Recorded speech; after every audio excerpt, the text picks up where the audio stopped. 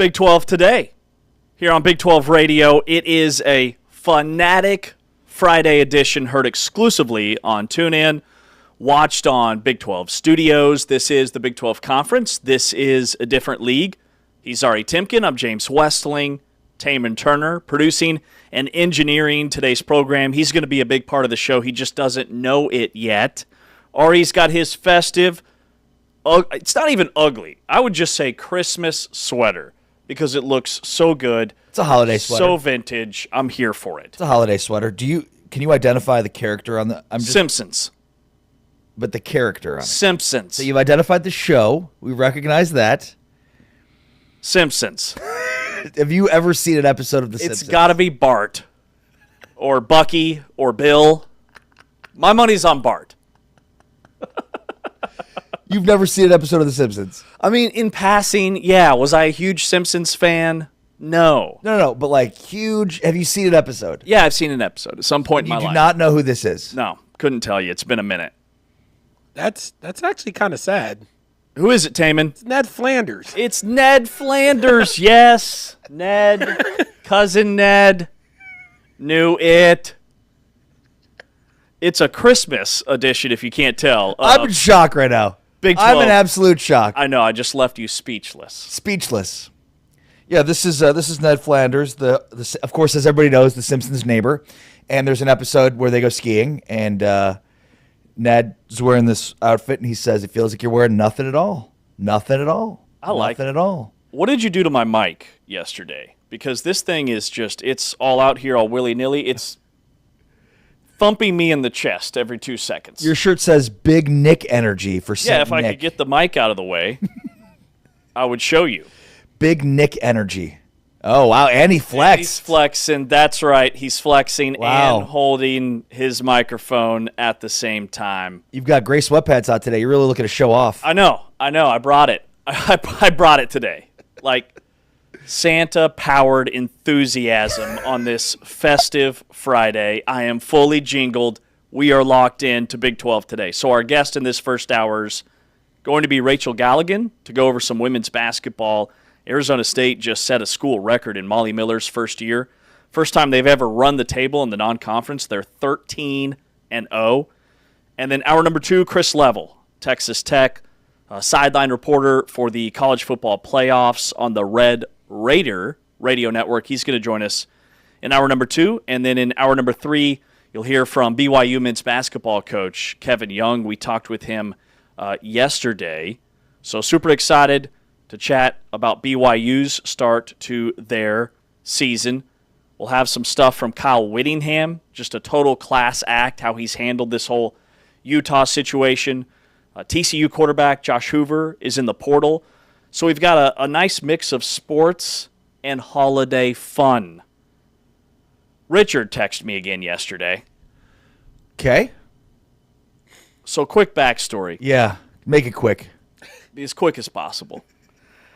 So, Taman, last year around this time, I got a text from the first and last name of the CEO of the company that we work for.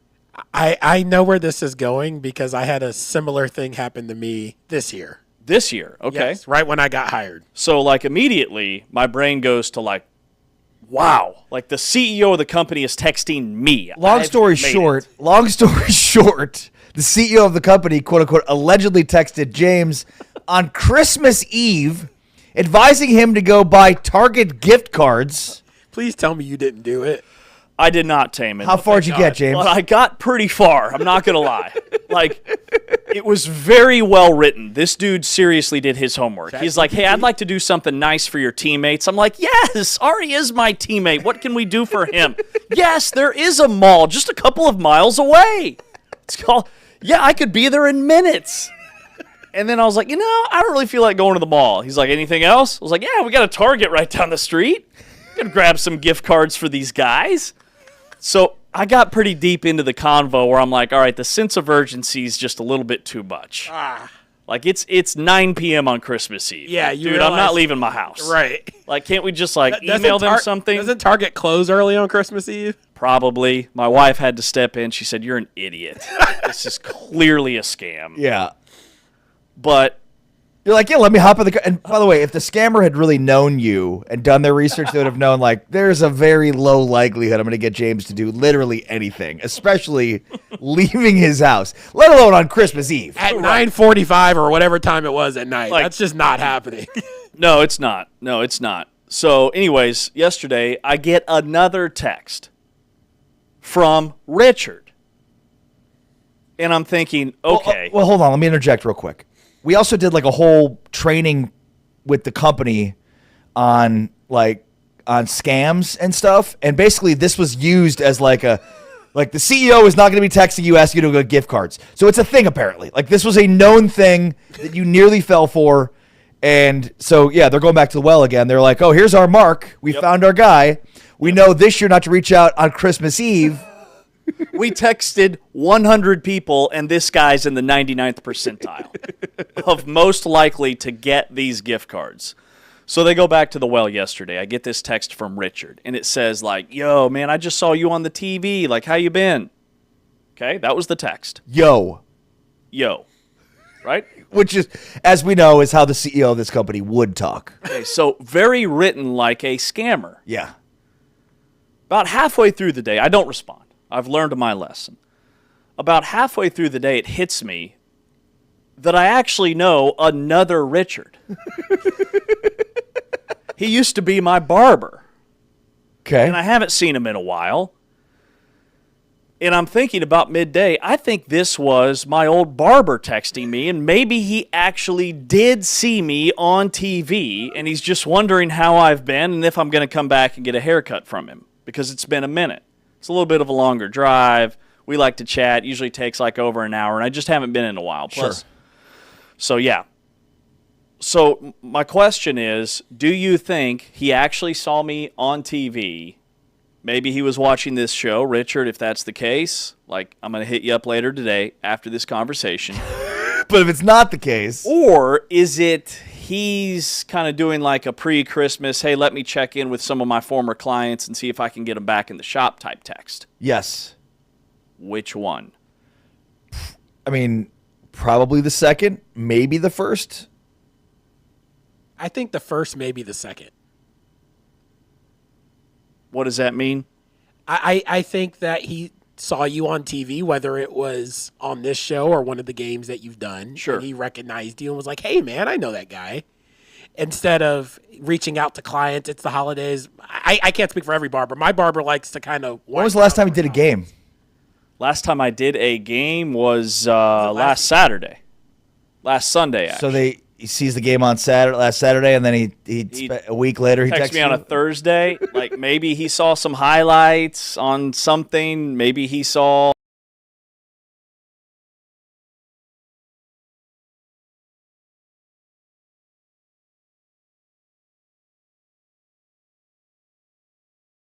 off the air. Yeah, so probably the show. Yeah, this show.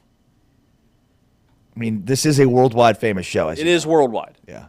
I like Richard. I'm glad you're not falling for the CEO, the hidden ball trick again. Good for you. You've learned. You've grown. You've gotten smarter. You've gotten better. You're a big city boy now. You know.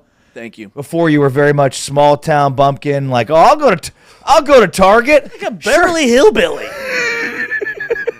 I'll go to Target for you. Tell me how you really feel. Small just saying, town country bumpkin? Who falls for this? Did you just call me a bumpkin? Like, what? What's the I've not thrown a bale of hay in my life. You don't have to be a country bumpkin to throw a bale of hay. I'm just saying, who falls for the CEO trick? Yeah, I mean, it got pretty deep. All right, before we talk about Kyle Whittingham, did you Wait. what? Go ahead. What's your question? No, never mind. Did you participate in what we talked about yesterday? The Big 12 Today White Elephant Gift Exchange / Secret Santa. No. You didn't. Taman, did you? Me no habla inglés. Okay. Nobody did this? All right. Well, I did. Wow. So I've brought somebody a gift.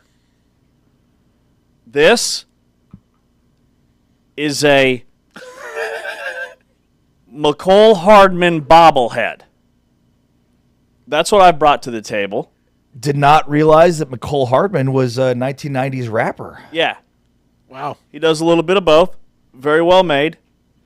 So What are McCole Hardman's ties to the Big 12?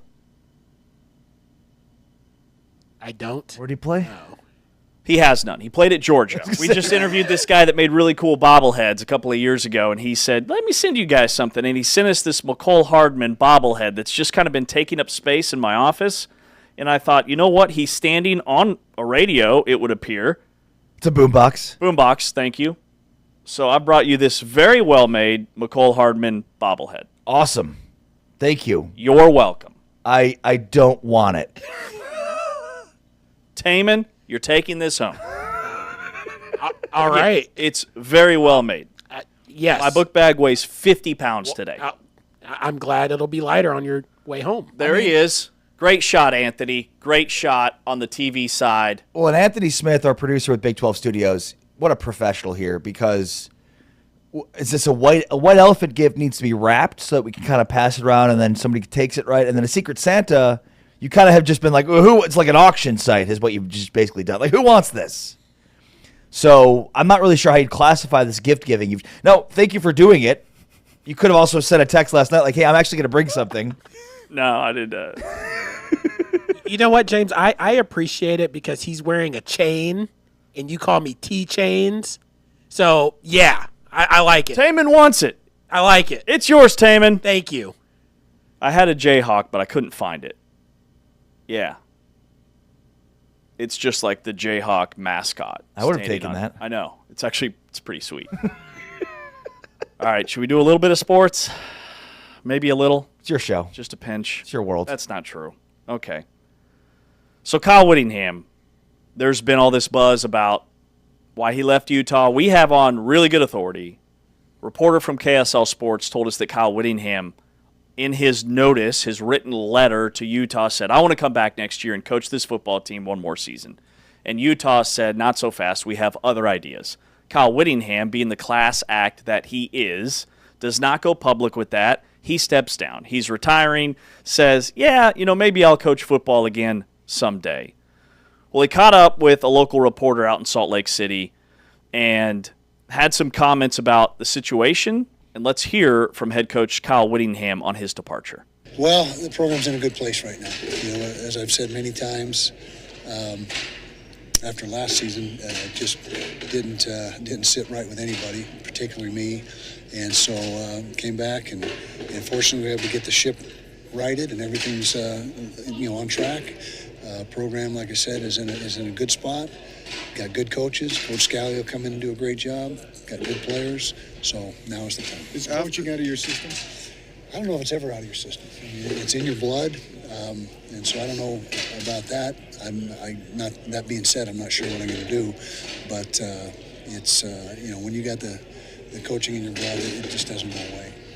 Yeah, I mean, Kyle Whittingham is a very unique coach, and he's unique because most of the time with a situation that seems to have happened like this, it does not end up like going this well and smoothly. From what we were told on the air here from Steve Bartle, who covers Utah for KSL, he basically said that on the deadline that Kyle Whittingham had to make a decision on his future, he said, yeah, I want to come back. And they're like, no, not really. To summarize how that went via Steve Bartle from KSL Sports. And, now he's sitting up there at the podium in front of the media and basically saying like, yeah, I didn't want to overstay my welcome. That was the do we have that clip? Do we have the clip where he, let's play that one. I'm a free agent. I'm in the transfer portal. so yeah, it's a different feel, but like I said, I'm at peace, and I did not want to be that guy that overstayed his welcome, and people just saying, hey, when's this guy going to leave? That was not my intention ever, and I hope I didn't do that. I'm sure with some people I did do that, but to me, the timing is right. Well, let's talk about our guys. Let's talk about our players. The time is right for me. I just felt like that's my best answer. Time is right. And I mean, he said it all right there, right? I didn't want to overstay my welcome. I hope I didn't. With some people, I might have. I mean, that's kind of a ridiculous thing to say. Like, here's one of the great coaches clearly still at the top of his game, even at 66 years old. But I think it's obvious that Utah was ready to move on.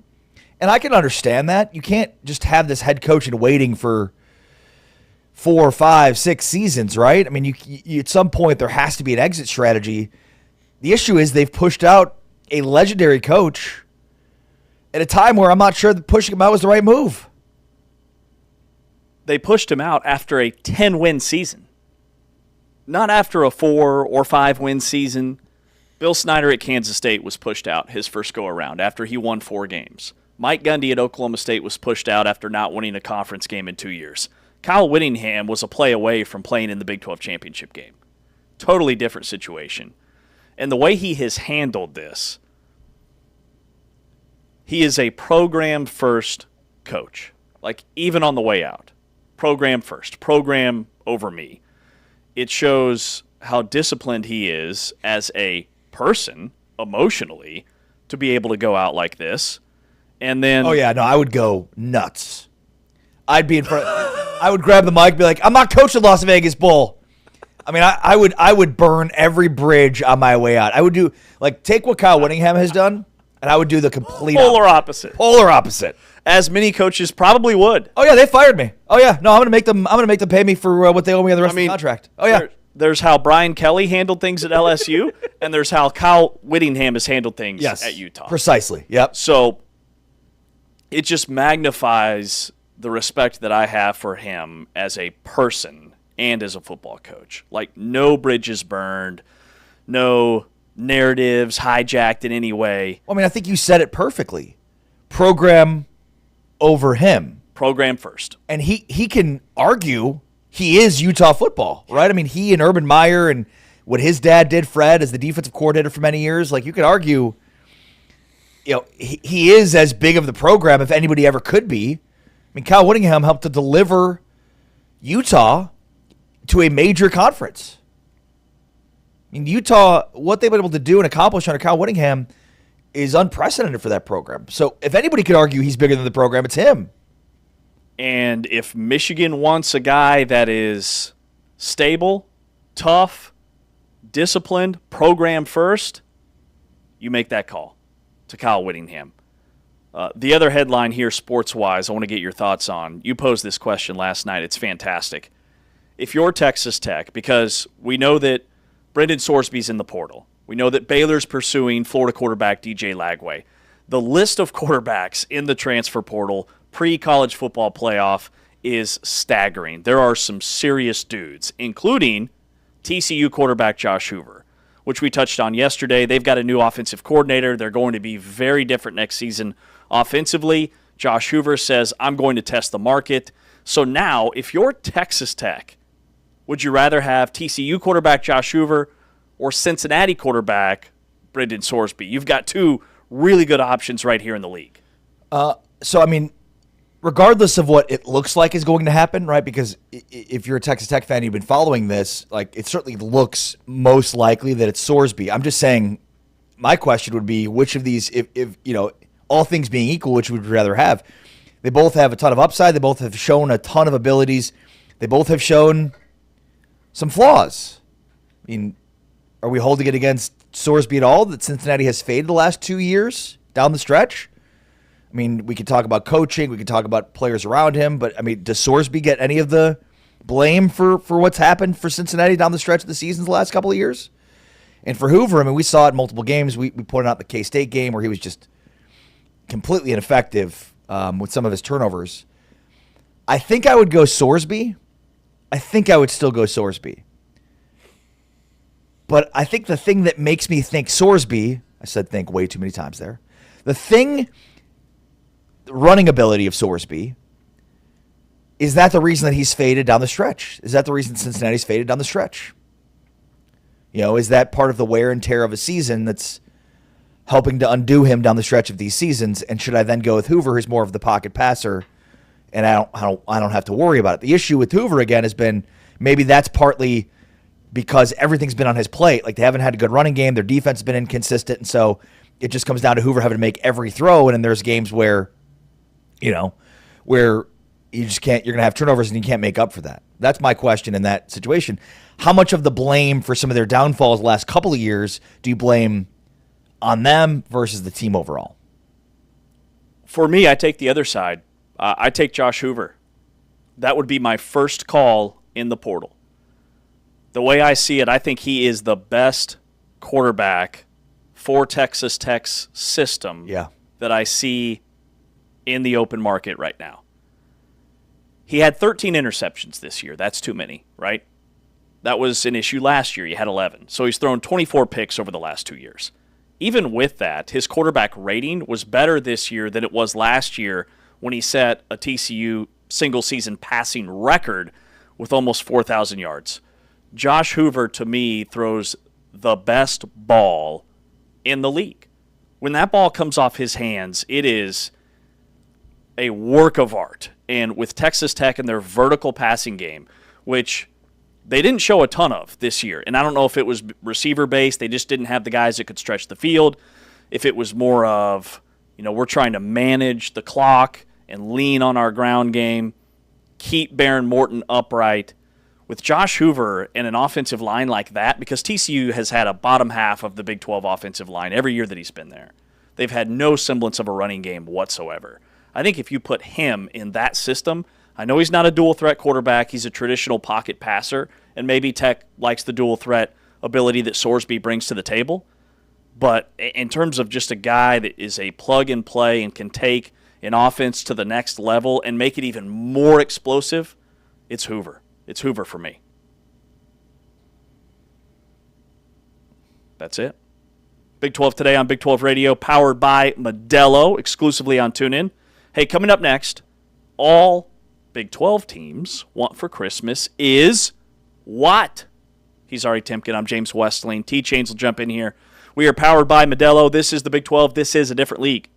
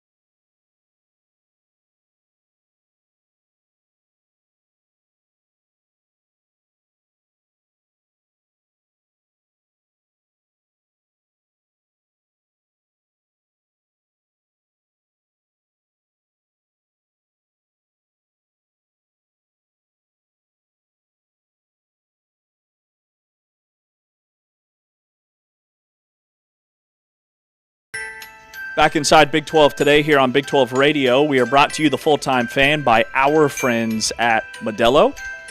Ari Timken on social at Ari Sports, ARI Sports. I'm James Westling. We've got Taman Turner producing on the audio side. We are exclusively on TuneIn. And we've got Anthony Smith, our producer, back at the Charlotte headquarters on the Big 12 Studios side, the Big 12 Fast Channel. You're watching us there. Okay, so all Big 12 teams want for Christmas, or all Big 12 players want for Christmas. This is a Christmas-themed show because it's our last Friday show before the holidays. We're back on Monday. We're back on Monday. I'm back on Monday. James has to watch kids. Dude, your SPS is off the charts this show. What's that one again? Size performance meter. Size per segment. That's what it is. Size per segment. Thank you. 14 size, 29 minutes into the show. Yeah. No, James will not be here Monday. He's got to take care of kids. But Tuesday, we'll all be here. We'll all be here Tuesday. You didn't know that, did you? No, I did. Okay, good. We'll all be here. My dad might be here too. There should be no might about it. He has been wanting to meet you and be part of this show more than anything. He's not going to punch me in the face, is he? No, he loves you. He's probably your biggest fan. He's probably a bigger fan than your own dad. Like, he's obsessed with you. So be Well, I can't wait to meet him. I think we should have him on the air. He should be a third co-host. Mr. Westling. My dad. Yeah, well, I mean, Third co-host. yeah. He has some bold takes. I'm going to grill him on Kansas State. He has some bold takes, You know, I'm going to ask him what he thinks about Jerome Tang. which is the best. I'm going to ask him about you Okay, perfect. trucking your sister as a little kid. Oof. I'm also going to ask him how, on God's great earth, you've never seen an episode of The Simpsons. Yeah, that's... That I'll never forgive you for. Yeah, that one's not great. All right. All Big 12 teams want for Christmas is, so you've done your homework, extensive homework. You've got player stuff, you've got team stuff. Thanks for assuming things. I love that. So I know that. All right, so I'm going to start with Baylor. I'm going to go down to Waco. The Baylor Bears. Okay. All Baylor wants for Christmas is Florida quarterback DJ Lagway. His dad played at Baylor. He was electrifying as a freshman. A little bit of regression as a sophomore, but they had coaching stuff going on. They were one of the youngest teams in Power 4. He is still an elite talent. And if you get DJ Lagway to Waco, then all of a sudden he starts recruiting guys from Florida, from the state of Texas. It's much easier to go attract talent in the portal when you say, hey, we've got DJ Lagway at quarterback. That would be a major bright spot for Baylor and give them and their fans, I think, some hope for what next season could look like. Nice. Okay, I'm going to go Baron Morton. Baron Morton is getting his Christmas gift on New Year's Day. New Year's Day. That's right. He's got to wait. Baron Morton's played in 44 games over 5 seasons, has nearly 9,000 yards passing, 67% completion percentage, 71 touchdowns to 26 picks, and 7 rushing touchdowns. So 78 rushing touchdowns. Baron Morton has played a lot of football. He's played a lot of quality football. He's been through it. Plenty of adversity. He gets to unwrap his big Christmas gift on New Year's Day. All of those injuries and mishaps and all of the things that he's gone through, none of it matters on New Year's Day. He gets to unwrap his gift, walk onto the field at the Hard Rock at the Orange Bowl, forget all of it, and put together an impressive playoff in the Orange Bowl and beyond. Forget about all of the adversity, everything that's been through, all the criticisms, everything. He gets to unwrap his big Christmas gift on New Year's Day. No one's expecting him. He was ranked 9th by The Athletic in ranking all 12 of the college football playoff quarterbacks. Baron Morton was 9th out of 12? 9th out of 12. Was he lower than Jake Retzloff? Retzloff was 10. Okay. So, I mean, nobody expects anything from him. People look at him as a liability.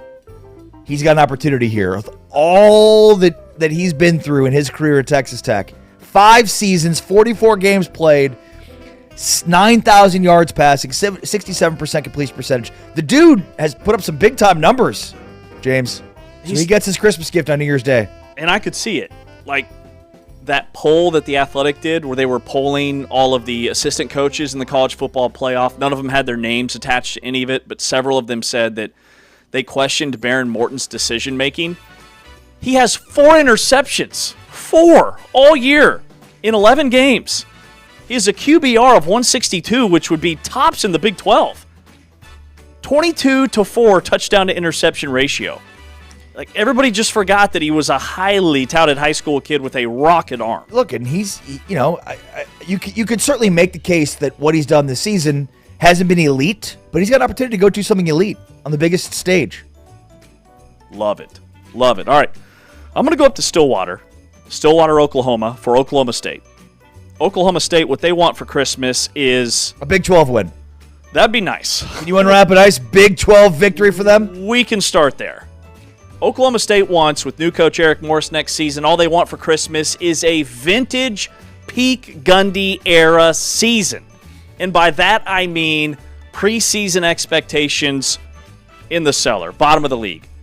Oklahoma State would always, when they were preseason picked, when we had a preseason poll towards the top, they would falter. When they were preseason picked really low, they would have these breakout years. Oklahoma State, nobody's going to be expecting anything of them this upcoming season. Oklahoma State fans desperately want a Mike Gundy vintage, play above your preseason pick grade, get to 8 or 9 wins, get to a solid bowl game. They're only 3 years removed from a 10-4 season and a Big 12 championship game appearance. Wild stuff. They haven't won a Big 12 game in 2 years. You're like, I'm on a vintage Mike Gundy season. Vintage Mike Gundy season. 10 wins, compete for a Big 12 championship. Easy stuff. Easy when you haven't won a Big 12 game all they want. in 2 years. It's not asking too much. That's all they want. All right, Arizona State fans for Christmas, they want a defibrillator. Yeah. Shock them back to life. They need these job openings to stop. Arizona State needs all of the coaching carousel to settle. They need a defibrillator to help with their hearts for all the heart attacks they've had, for all of the false reports on Kenny Dillingham leaving. Right, he's the highest. Kenny Dillingham has the best odds of any coach. Insert job opening here. So Arizona State fans desperately need a defibrillator to stop at the heart attacks they've been having every time there's a job opening across college football. Just somebody hire somebody else. Yeah, Michigan hiring Kyle Whittingham, if that somehow in some wild world did happen, would be the best thing to ever happen to Arizona State fans. Right. Because it would shut down the domino effect. Like, Arizona State fans, you don't want Jed Fish getting that job. Right. It would. I mean, what's funny is it's Jed Fish, the center of it, because it was Nick Saban that left, Kalen DeBoer, Jed Fish leaves Arizona, so it's funny that he would be in the center of all of it. You're right. It feels like exactly what Arizona State fans want for Christmas beyond a defibrillator is to have Kyle Whittingham hired by Michigan. All right, I've got one more. One more? One more. I've got several more, but isn't Rachel's coming up here in like 4 minutes? She is. I have one for you guys. Okay. Too. What about BYU? They didn't have the best Thanksgiving Big 12 championship game. They missed the playoff. What do they want? All they want for Christmas is a little bit of respect. RESPECT. That from the College Football Playoff Committee. What's their record over the last 2 years? Like 24-4? Something like that. And they still continue to get left out of the College Football Playoff discussion. Like last year, they weren't even on the bubble, come to find out. This year, ESPN's showing graphics of teams 8, 9, 11, 12, and 13, and BYU's number 10. They're not even in the conversation. So I say respect for BYU. No, I mean, and the irony is Jake Retzloff had to go to Tulane in order to get to the College Football Playoff. Wild times. You got one more? No. Okay. I'll go down to Houston. I want to get your thoughts on this one. All Houston wants for Christmas is to be taken seriously. Multiple sports. Men's basketball, national runner-ups. Houston, I think, is still ranked way too low in the AP Top 25.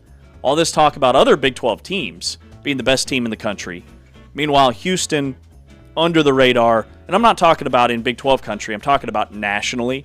Kingston Flemings, nobody talking about him as an elite freshman, like he's going to be a lottery pick in the NBA draft.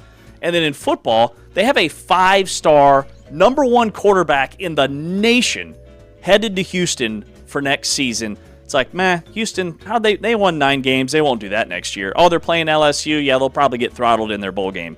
When I look at all these predictions of how these bowl games are going to go, like, Houston just wants to be taken seriously, and they should be.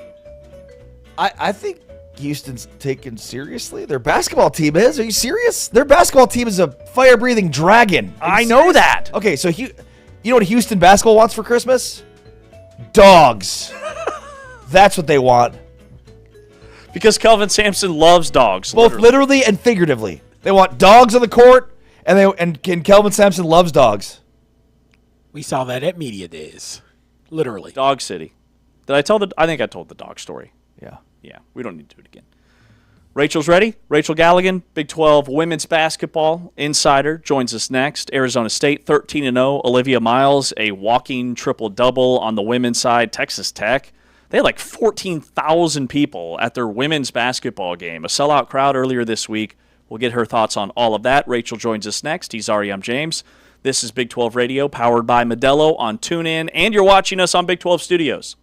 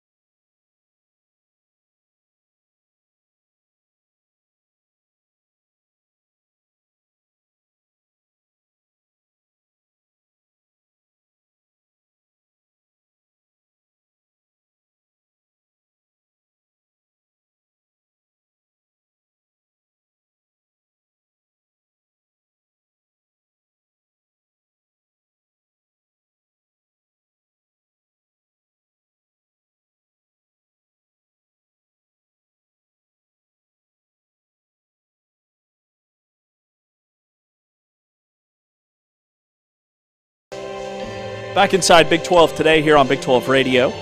This is the Big 12 Conference. This is a different league. With Ari Timken, I'm James Westling. You're watching us on Big 12 Studios, talking women's hoops from the Big 12 with Rachel Galligan, our Big 12 women's basketball insider. Good morning, Rachel. Good morning. How's everybody feeling today? We're good. Can you power rank Ari's ugly Christmas sweaters at some point during the show? I gotta see it. Move away from the mic. Let me see it. That's pretty solid. I mean, Do you know who this is? I don't. I can only see just like the eyes. Is it a Simpsons character? Yes. Okay. Are you a fan of The Simpsons?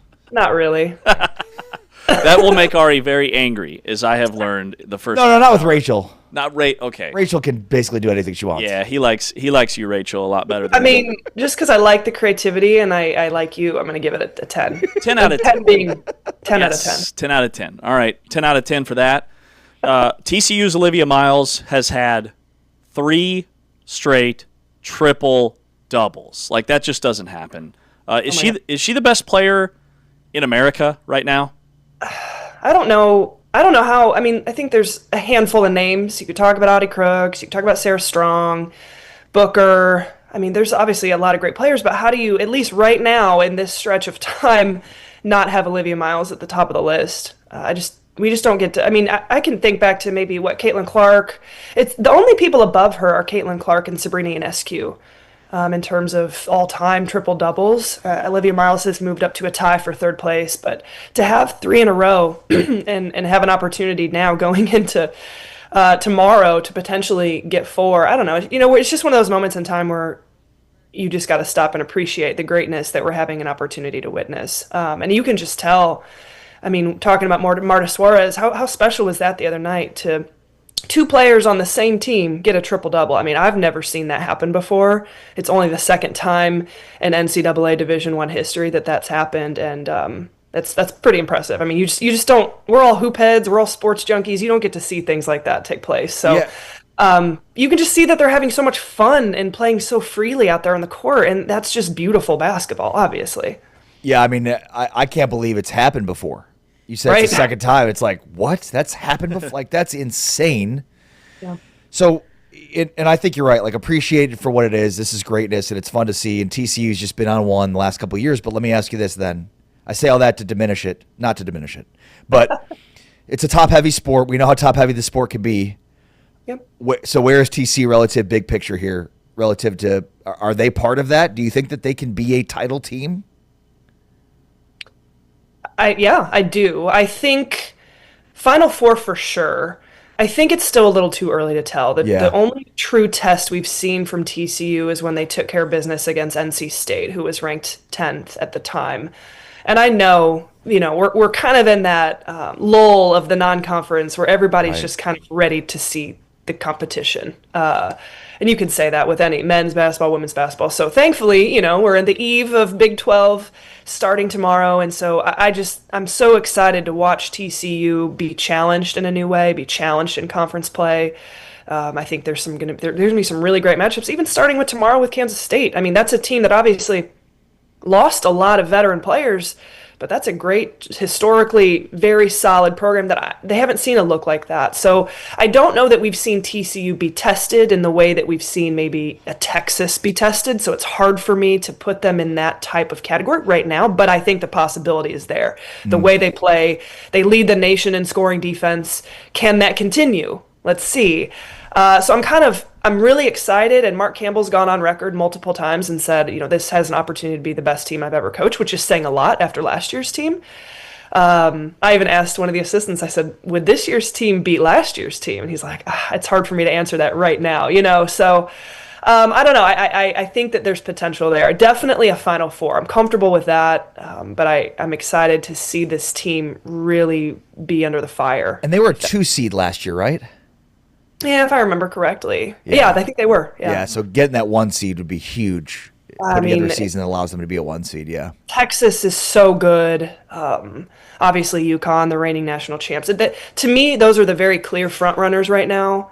South Carolina's sitting in there number 3 at the AP, and obviously has that pedigree. After that, it's like, okay, is it UCLA? Is it LSU? I mean, there is a possibility that TCU could slide up into that category. I really think so with this roster. A couple of surprise teams to be undefeated still, 13 games in, are Arizona State. First time they've ever ran the table in the non-conference, and it's in the first year for Molly Miller. And then Texas Tech, the team that you cover on a regular basis, at 13-0. Did I see Texas Tech had like 14,000 fans at their game earlier this week?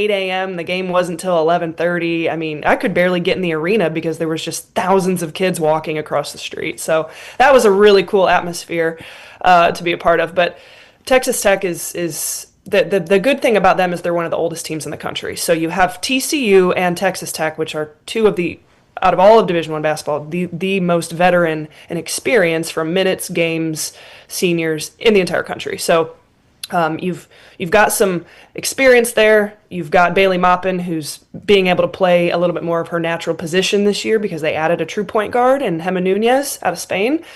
You've got Jalen Bristow, who's now made one of the biggest jumps in all of Division I basketball from last year, where she averaged like 3 points a game, to now this year she's putting up, I actually don't have it directly in front of me, but she's averaging, maybe 15, 16. So she's really come on. This is a team that has been playing together since the summer, so there's a lot of consistency there. They went to Germany and got really tested overseas, representing Team USA. So they're just really solid, and they can defend, and defense travels. And even in a game like Jacksonville, they couldn't hit a shot from the perimeter. They've shot 37% from the three-point line, but they're able just to be so good because of the way that they defend. So I'm excited. I mean, Texas Tech's going to play Baylor, so clearly they have 3 Power 4 wins in the non-conference, but have they been tested against a ranked opponent yet? No. So what can they do against Baylor on Sunday? In my opinion, that's one of the biggest games of the Big 12 opening slate. And then you mentioned Iowa State or Arizona State. Molly Miller's just done a great job, and they've won so many close games. That's the most impressive part, to be able to close out games down the stretch against a tough Gonzaga team, and they've just taken care of business. I think that's a really hard ask for someone in year one to do what they've done. And again, I mean, that's what Molly Miller does. She wins. So should we be surprised? I don't know. Maybe not. Well, and which of those two do you think is more legit? Is it Texas Tech because of the defensive end? Yeah, I would say Texas Tech, just because there's a longevity there, a consistency there. Arizona State, they're all still figuring it out together. You have Gabby Elliott, who's extremely talented, and she makes up the bulk of their offensive production, I would say, and great addition for this year. But Texas Tech just they give you a sense that this is a team that's been together for a while. They've played with Krista Gerlich and her system for a while. Even the transfers that she brought in, it feels like they've been there for 4 years, They can defend really well. They're playing freely, they're having fun, they're smiling, and I always look at teams like that, who have all those other intangibles that I mentioned. Like that's a dangerous team who can really. And I think there's maybe the biggest thing is there's a sense of urgency. This is Bailey Maupin's senior year. This is Sonetta Collins' last go around. I mean, they have to get back to the NCAA tournament, and they're approaching each day with that type of mentality and chip on their shoulder. Talking with Rachel Galligan, our Big 12 women's basketball insider, here on Big 12 Today, on Big 12 Radio and Big 12 Studios. So conference play begins tomorrow with BYU at UCF and then K-State at TCU. Then there's a bunch of games on Sunday. KU at Iowa State, Houston at West Virginia, Oklahoma State plays at Cincinnati. You noted the Texas Tech Baylor game in Waco, and then Colorado at Arizona State. Of all the matchups, which one are you most excited about outside of Texas Tech and Baylor? Because we touched on it a moment ago. Yeah, and I talked about Kansas State and TCU, so let me switch it up. I would say Kansas at Iowa State. That's a tough draw for Kansas to start. Sorry, Ari. No, it is. Audie Crooks is playing on another level right now. That is well, she didn't play the last game. I'm fully expecting her to be back for this one, though. Yeah. That's a tough draw to go to Ames and open up conference play, but that's a big one on ESPN2. I really like this Kansas team. They're not at 100%. They're missing Julia Davis. I think she's expected to be back relatively soon. That'll be a huge shot in the arm because she's a fantastic freshman. But you have Samaya Nichols, I think in my opinion, she's a pro. We're going to be talking about her in draft conversations a year from now, and just how talented she is. And so I don't know, I think that Kansas is much improved. I think that this is a team that's taking care of business, and they also have a chip on their shoulder from last year, which I think we all would agree underachieved a little bit. So I like that test, and I don't know that we've really seen Iowa State. Granted, I'm not trying to take their Iowa win away from them, but I'm excited to see a team that's ranked 10th in the nation really be tested again as well in conference, especially with a team that's, right there. Brandon Schneider's going to have them ready to go. That'll be a really fun one. Yeah. All right. So you just kind of hit on Iowa State, but is Iowa State at TCU's level, or do you think they just don't have the same depth? I think that's a really good question. I actually did a deep dive maybe, a week and a half ago, did some of their numbers. They're both ranked when it comes to defensive numbers, scoring margin. Iowa State's offense is unbelievable. They're like in the top 5 in their scoring production, which is really impressive. And we all talk about Audie Crooks, nation's leading scorer, but you have Addie Brown, who's just such a Swiss Army knife in what she can do. She's already got a triple-double, and she can pass, she can assist, she can score it, she can defend. She's a problem. She is a big, big problem. And then Jada Williams, who's been such a great addition to this team, is playing the best basketball of her career, best assist numbers she's had. So I think that they are very comparable. They're right there with each other. I think Iowa State, from their ability to score, I just think it's different with the matchup perspective. Like TCU has a Marta Suarez, who is a 6'3" guard who is very versatile. I think when it comes to Iowa State, you got to pay attention to how are they defending with Audie in the paint, and how are teams trying to exploit that matchup in some ways. So I'm not saying there's more holes in that. I tend to be a little more on the side of TCU right now just because of what they've done defensively. But coming off that Iowa win, Iowa State's win over Iowa, that was pretty impressive. So I think they're right there with each other. And that game shattered some Jimmy V Week records for TV that was viewership. Crazy. Yeah. That was that was I saw those stats came out and I was like, wow, the people were really locked into that game. That was impressive. I was happy to see that. Yeah, me too. It was awesome. Samaya Nichols at Kansas. Does she have enough around her for Kansas to hang with Iowa State? The note on Nichols that she's tied for the nation's lead in made free throws, that kind of stands out to me, because if Kansas could get Crooks or Brown or one of those bigs in any type of foul trouble, maybe they have enough to hang with Iowa State, even though it's in Ames. That's a tall order. But, Kansas they're 10-2, and they have a quad 1 win on their resume. Yeah, I told you. If they had Julia Davis, I would probably feel even greater about this matchup. And then you have Reagan Williams, who went down as well. I don't know her status and when she's expected to return. But that's kind of the thing with Kansas right now. It's like they're not at 100%. One or maybe both those players could potentially return. I'm not sure yet. But they do have Elle Evans, and I'm a really big Elle Evans fan. She's super long. Her ability to shoot the basketball is incredibly. She's shooting 53% on the season so far this year, and so she can really stretch the defense, and you have to respect her. So I think with a combination of Samaya Nichols and Elle Evans and her ability to stretch the floor and be long and be a threat from deep, that just opens it up for Nichols in driving lanes. And Nichols is a 3-level scorer. She's shooting almost 40% from the 3-point line, So at times I think we see her take matters into her own hands and really stop facilitating and trying to just go get a bucket or go get to the free throw line. But it's not like she doesn't have really solid pieces around her. And I think, to me, Lily Meister's really been really good, really steady for this team, and Elle Evans, they're going to have to be really good. Yeah, Nichols, she's a baller. Rachel Galligan, our Big 12 women's basketball insider, joining us on Big 12 today. Thank you for your time, Rachel. Happy holidays to you and yours, and we'll talk soon. Merry Christmas, Rachel.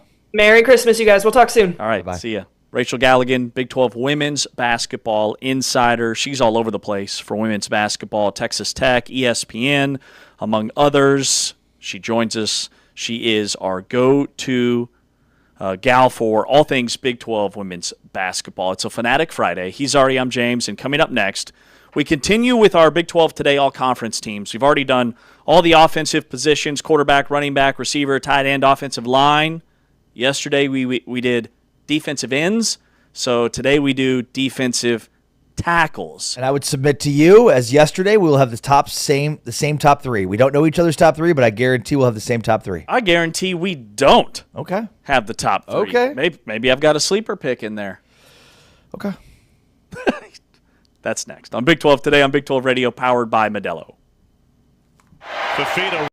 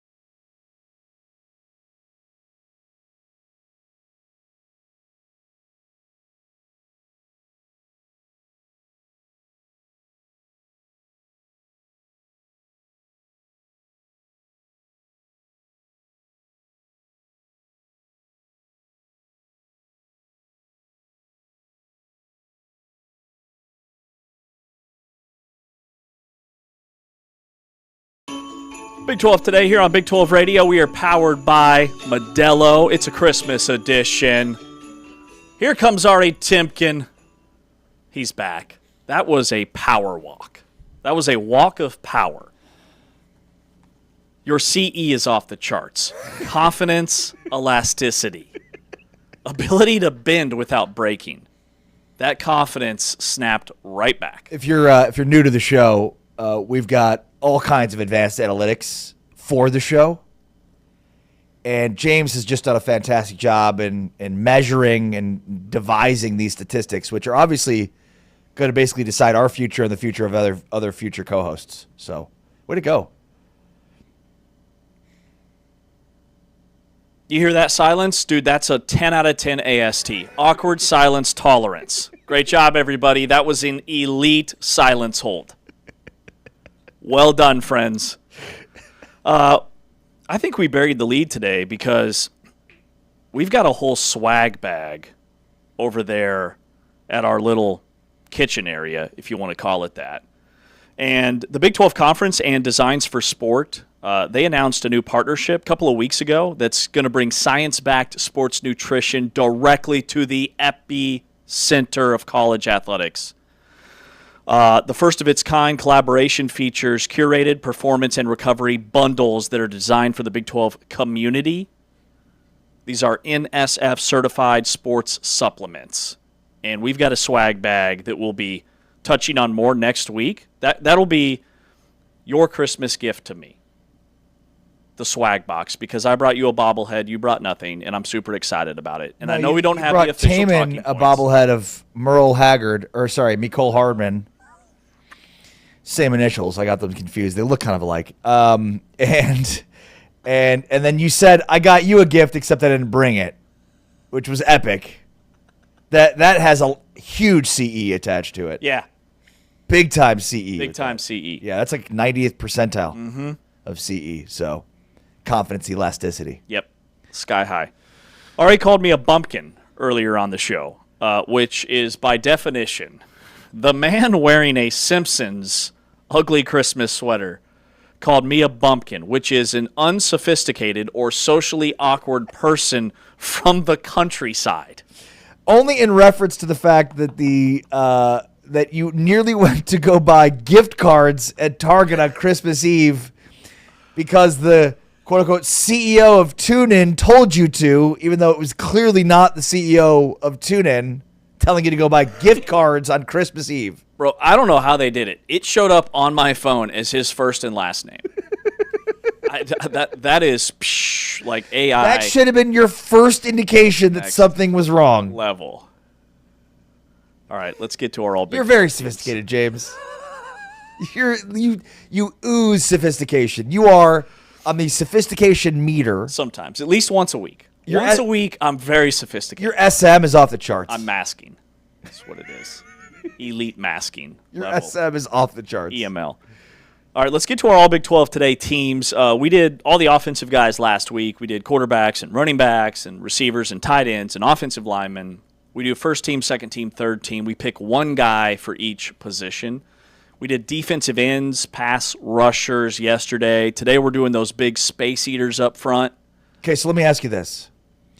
I believe we're going to have the exact same top three. We had the exact same top three yesterday, which included 2 Texas Tech Red Raiders. I don't believe we are because there's a lot to choose from, number one.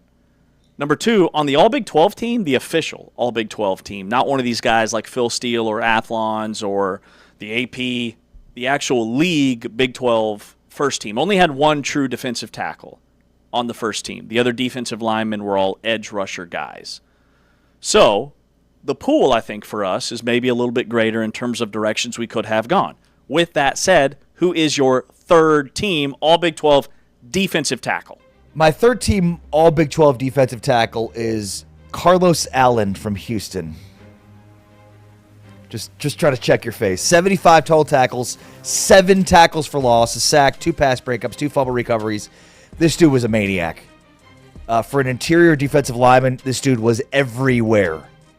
And when you consider that Another guy on my list did this last year for Houston, and like he leaves and goes elsewhere, and then all Carlos Allen does is step right in and fill exactly in. It shows you how good Willie Fritz is at designing defense and getting his defensive tackles to be disruptive and finding the right guys to fill those holes. He was really good against the run. Carlos Allen Jr., for me, number 3, third team All Big 12 defensive tackle. Okay, I see what you did there. All right, I've got, for my third team All Big 12 defensive tackle, a guy that did not have the stats this year. In fact, he only played in 10 games, but his impact when he was on the field was as good as anybody in the conference. I'm going with Dante Corleone. Wow, okay. The Godfather, Cincinnati. Who's been a staple on this list. He has been a staple on this list in the past. Now, he only had 13 tackles, so I know it looks crazy if we're going off of stats. But the games in which, and not just games, specific drives, when he was on the field, teams had to account for him each and every snap. Yeah. 3-time all-conference guy, over 100 career tackles, 17 TFLs, 9.5 sacks. He was first-team All-Big 12 last year, and I think the only reason he wasn't this year is because he did miss a couple of games, and he didn't have the numbers on paper. In fact, he didn't have any sacks this year. But again, the drives that he was on the field and the games that he missed, Cincinnati got boat raced, and their defense couldn't stop anybody. But when he was on the field, they were an elite defense. Like, they were a top 10 defense nationally at one point in time when he was 100% healthy. So that, to me, magnifies just how dominating he was when he was on the field. He is a bulldozer. He has day 2 NFL draft potential. Scouts will look at his, recovery speed and everything that he has to deal with off the field with the medical issues. I think that's the only thing holding him back from an NFL standpoint, but he is a dude, and I wanted to highlight him. Yeah, no, Dante Corleone, good call there. So we're not going to have the same list, which is cool. Awesome. All right, my second team, all Big 12 defensive tackle, Texas Tech interior defensive tackle, A.J. Holmes Jr., who transferred from Houston, had 35 total tackles, 4.5 sacks, a forced fumble, 2 fumbles recovered. When you look at his 2024 season, 40 tackles, 8.5 tackles for loss, 2 sacks, 7 quarterback hurries and pressures, and 639 defensive snaps, led Houston's D-line. I mentioned Carlos Allen basically stepped right into what A.J. Holmes did last year after Holmes transfers to Texas Tech along with the former Houston defensive coordinator, Sheil Wood, and he was disruptive. You could pretty much put Texas Tech's entire defensive line, and as we'll see when we get to linebackers, front 6, front 7 on this list for all Big 12 first and second team. And you'll see why when we get to our first team. A.J. Holmes, former Houston, this year Texas Tech, defensive tackle, second team all Big 12. Love the pick. I mean, he might be the most underrated player on that Texas Tech defense. Eileen Bryce Pollock, the cornerback, has 5 interceptions, and I think is one of the best corners in the country because he just locks down the opponent's best receiver. But then A.J. Holmes might be the other guy in terms of like the guy that nobody's talking about. Skylar Gill-Howard gets hurt, and Texas Tech doesn't miss a beat because of him. My second team, all Big 12 defensive tackle, is a guy that you had on your third team, Carlos Allen Jr. Led the nation among defensive tackles in total stops with 75 total tackles. You just don't see that from that position. He had 7 TFLs, had a sack, had a forced fumble. An incredible story. He transferred to Houston from Kennesaw State. The kid had one offer out of high school, and it was Kennesaw State. And then he kind of blows up there, and he has a bunch of offers, but he wanted to go somewhere that really highlighted his importance as a person and as a player. Like, he could have gone to bigger programs and been a guy that was like the 3rd or 4th defensive tackle in the rotation, but Willie Fritz sold him on coming to Houston and being a 3-down starter. And now he's predicted as a guy that could very, very well get drafted eventually in his career. He's just rock solid, consistent defensive tackle up front, alignment, discipline, sound for that Houston defense. And he's the reason why that Houston defense didn't miss a beat this year, right, even losing A.J. Halsey in the portal. Right. Or Holmes. Yeah. Losing both of those guys. Allen just stepped right in and did the exact same thing. And to your point, maybe the biggest thing about both of those guys on your list, Corleone and Allen, is when they were off the field, the difference on the defense overall. Like, you could see it was drastic. Anytime Carlos Allen, I remember there was a game where he got hurt, missed some time, and it's like, whoa, the defensive difference with and without him is significant. And we obviously saw that with Corleone as well. I'm fairly certain, 99.99999% that you and I have the exact same first team all Big 12 defensive tackle, who would be former UCF defensive tackle Lee Hunter from Texas Tech, who statistically you can take into account how valuable he is. But I would argue Lee Hunter's best value isn't defined by stat sheet. It's his leadership qualities. As we've heard from Joey McGuire, as we've heard and seen throughout, like, his leadership qualities, he is the leader of that defense. As good as Jacob Rodriguez is, as good as everybody else is, he's the dude with the loudest voice in that locker room from a defensive perspective. He is the glue for that defense. 34 tackles, 8.5 tackles for loss, 2.5 sacks. It's kind of amazing considering the sack totals for David Bailey and Romello Height, that there's sacks left for other guys, but Hunter has done it. Yeah. So if you're counting at home, my first and third team defensive ends and my first and second team's defensive tackles were from Texas Tech. How many guys were from Texas Tech? 4 of my 6. 4. That's amazing. Including first and second team defensive tackle and first and third defensive ends. And on the official All Big 12 team, 3 of the 5 defensive linemen that they list are from Texas Tech. My first team All Big 12 defensive tackle is Dominic Orange from Iowa State. Just kidding. It's Lee Hunter. Okay. It's Lee Hunter. I just wanted to give Dom Orange a shout out because he had a really good year. I mean, you're right, but wow, I was like, oh, that's good. Yeah, it's Lee. Watching the games. Yeah. That would make me a part-time fan. Yeah. It's Lee Hunter. We're full-time fans. 34 tackles, 2.5 sacks. He's a dude. And you brought up his leadership. Like, he had a great line before Texas Tech's game against BYU in the Big 12 championship game where he's like, yeah, so if we end up with a bye in the college football playoff, it means I get to go home for Christmas and spend some more time with my daughter. And he went out, and he was a one-man wrecking crew in that game. Third-team AP All-American this season. He was really productive at Auburn initially. Then he transfers to UCF because he's not getting the workload that he wanted. Goes to UCF, has 2 really good years there. And then in Gus Malzahn's last year, that defense really faltered. And he kind of, I think in some ways, flew under the radar in terms of just how good he is. He also is a single-digit number wearing defensive tackle. You cannot wear a single digit if you're not a dude. He's a dude. Lee Hunter's my first team All Big 12 defensive tackle. That's my list. Chris Level is coming up next. The Texas Tech sideline reporter for the Red Raider. Why are you giggling? You're funny. Why are you funny? You're a funny guy. Captain Chucklehouse over here? This guy's just been wheels off all week. Unpredictable. Your CAI is off the charts. Thank you. Color aggression index today. A lot of colors on that sweater, and I like it. I'd prefer my confidence elasticity be off the charts. That's the one I'm going for. 10 out of 10 there. Yeah, as thank well. You. Thank you. So what are we going to ask Chris Level about Texas Tech as they get ready for either Oregon or James Madison?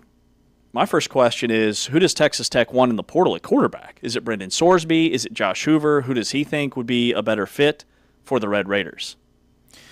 Also, I mean, we could ask him about that. Of course, the playoff. And how about basketball team who gave up 90 points to Northern Colorado or Colorado East Southwest? Yeah. Grant McCaslin's, he's big mad about that. Colorado Pueblo, I can't remember. Oh, and they played Duke this weekend. Yeah, that too. A lot going on in Lubbock. That's coming up next. Chris Level joins us on Big 12 today on Big 12 Radio. This is the Big 12 Conference. This is a different league.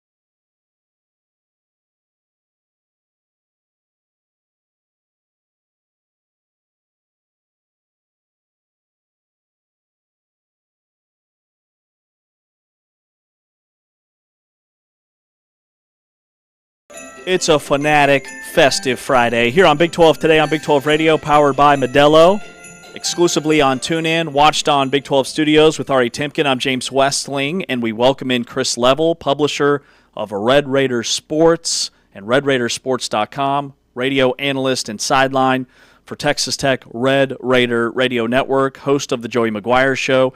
Hey, Chris, Merry Christmas, number one. Happy holidays, all the things. How are you? Merry Christmas to you guys as well. Just be aware of scams out there. If somebody's trying to fish for Target gift cards or Amazon gift cards or anything like that, so just be aware. Your boss isn't going to text you asking that, but yeah. And I would say Merry Christmas to everybody except for the folks that gift people fruitcake. I got no love for the fruitcake givers out there. But other than that, yes, happy holidays. So, Chris, if you got a text on Christmas Eve from Lawrence Chauvinek that said, "Hey, I need you to buy some gift cards from Target for your teammates," you run out to Target to do it, or are your antenna going up a little bit? I'd be like, "Come on, Prez. What do you mean, man?" And you actually probably know him more than James knows the time CEO out. I had of just TuneIn. started at the company. I guess making a good first impression is a lost art. Yeah, apparently. There you go. Hey, just kidding, man. My mom got like that about a year ago from her preacher. See? It was somebody impersonating her pastor. Man. So she was like, "Well, man of the cloth. Well, sure, whatever you need." Yeah. Anyway, Do you hear that, James? You're Yeah. being compared to the elderly. Yeah, that wouldn't be the first time. All right, would not be the first time. All right, I know there's college football playoffs and all that, but I want to know, Chris, would you rather have Josh Hoover starting at quarterback next year or Brendan Sorsby in Lubbock? why is there rumor? Is there some sort of rumor out there? I mean, about, just both those guys happen to be in the guys- portal. By the way, last time you came on with us, you said expect to have a transfer portal quarterback starting next year, and there's a good chance he's going to come from the Big 12. So you called it. So what else do you know? I think Brendan Sorsby will probably be the starting quarterback at Texas Tech, and I think Josh Hoover will be the starting quarterback at the University of Indiana next year. That's what I think. Wow. Yeah. So, I think eye of the beholder. I think you have to figure out what you're putting together. I'm gonna guess very strongly that one. First of all, there's a lot of connections with Brendan Sorsby and Texas Tech, and that doesn't count his girlfriend that just committed the volleyball team and all that stuff. Mac Leftowich's dad coached Brendan in high school. I think Kenny and Joey, from just a high school recruitment standpoint, were very, very familiar with him. Brendan Sorsby knows Ben Roberts very well from way back when they were kids. Obviously, he came on a recruiting visit here. He camped here. He played a game here a year ago, and Texas Tech barely won it. I think like 44-41 or something. So I think his ability to run the ball adds a different dimension that Josh Hoover just does not bring. Right. And I think that is a bit of a tiebreaker. I think Sorsby's a bit bigger. I don't think anybody would discount Hoover's ability to throw the football, but I think when you're looking at scheme fit, I can see where Hoover would be an ideal fit for Indiana. I mean, they just put a Heisman Trophy winner out there, and that's a quarterback that Texas Tech beat in the bowl game 2 years ago at Cal. Crazy. Okay, and I never thought in my wildest dreams, I'm like, this is a future Heisman winner. I mean. Just the sport is just insane, but I do think Brendan Sorsby will unless he declares for the draft. I think that's your starting quarterback at Texas Tech next year. Yes. Wow. Any concern? We don't need to ask about that yet. Let's ask about the quarterback for this year because we've got the playoff coming up here. We were going through Big 12 Christmas gifts, or what Big 12 players or teams would want for Christmas, and I said, I don't know if you heard this, Chris, but Baron Morton's going to open up his Christmas gift on New Year's Eve. You think about what this guy's been through, all the adversities, started 44 games over 5 years, 9,000 yards, nearly 9,000 yards passing, 67% completion percentage. He's got great numbers, 77 touchdowns, including the rushing touchdowns. But like all the adversity, all of the setbacks, all of the injuries, everything he's been through, all of the bad teams and losses, Like, he's got an opportunity on New Year's Day to put it all to the side and, like, just go out there and get it. Nobody expects anything from him. I just think it's such an amazing, unique opportunity for a guy that's been through so much in his career at Texas Tech. Well, yeah, because we're sitting here talking about transfer quarterbacks, but he's a bit of a unicorn in the sense that he started here and he's going to finish here. And I just hope that people years from now and when they talk about him this season and the story's still being written, I just hope that everybody makes sure to mention that he played the season with a broken leg. I mean, you can't not tell this story if you don't mention the fact that he had a broken leg. I mean, because this is a fact. We've seen the X-ray. It happened in the very first game. He's had spurts of rest. He's looked more mobile at times than at other times, but he's just gutted it out. And he's at the end of a few of the games against the Kansas State game. I think against Kansas, maybe he was just limping like bad. I mean, bad. And you're like, ooh, you're just one bad hit away here, and this whole dynamic could have changed. But no, he just, he put up 300 in the first half against West Virginia, just so he could take the second half off. They probably went down the field more so intentionally, just so he could. But yeah, he's a great story, man, and I don't know what the future holds for him. I think that there's a legacy type aspect that it's an interesting conversation. Is he a better quarterback than Graham Harrell or Pat Mahomes or B.J. Simmons or, some of the guys that have come before him, Tyler Shuck, all these things? I don't know, but he did something and helped do something that none of those guys ever did. And he had a lot to do with it too. And everybody talks about red zone issues. I wish people would write about the drops, because Behren is delivering the football in many cases, and your best players have just not made some of the catches. And then the pre-snap penalties. Your offensive tackles just are killing you in the red zone with just false starts. So, and that has altered the play calling and Behren situation, all that stuff. But great question. So, Chris, how much can a broken leg heal from the Big 12 championship game to having a bye? I mean, he's basically going to have 3.5 weeks, if my math is correct, to get healed up. Like, I guess my question is, how healthy is he going into next weekend's game? So this is a weird deal, because if this happens to one of us, what they're going to say is you really need 4 to 6 weeks of no activity. We're going to put you in a boot, and you're going to get 4 to 6 weeks of no activity. Well, this happens to Behren in late August. And, people are always like, man, why do you run the quarterback? Man, he's dropping back. Cam Dickey is just a bit too late coming over to pick up the blitz, and he just gets smoked.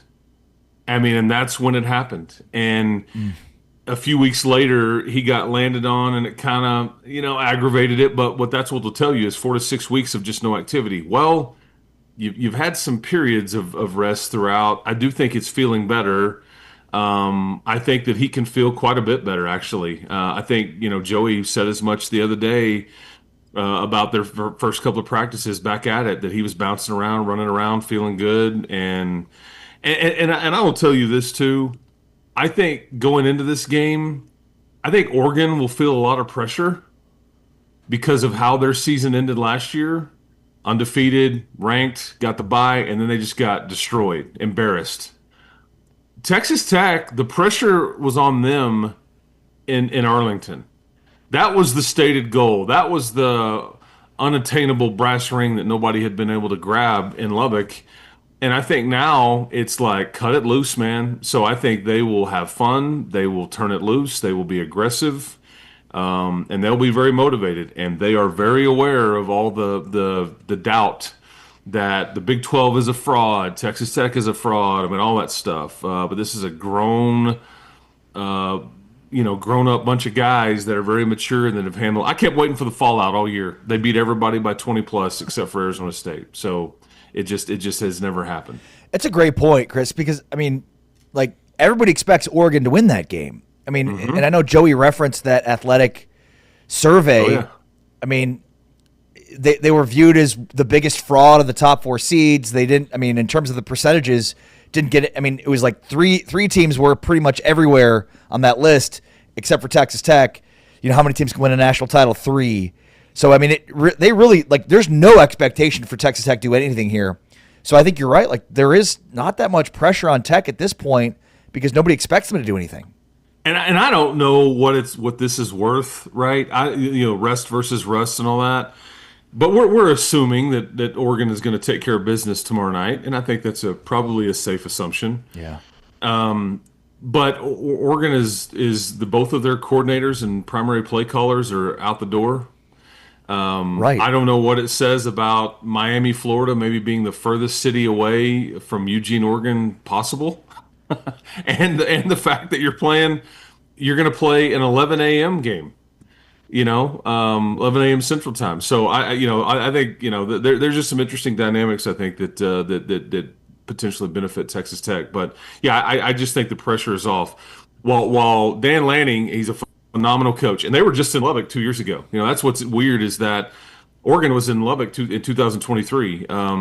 It was Ben Roberts' first career start, maybe one of the best games he'd ever played since he just played that MVP game there in Arlington. But that was Bo Nix, that was Bucky Irving, that was Troy Franklin. These are all guys in the NFL and a whole bunch of others, and you almost got that one. Mm-hmm. But your staff is stable.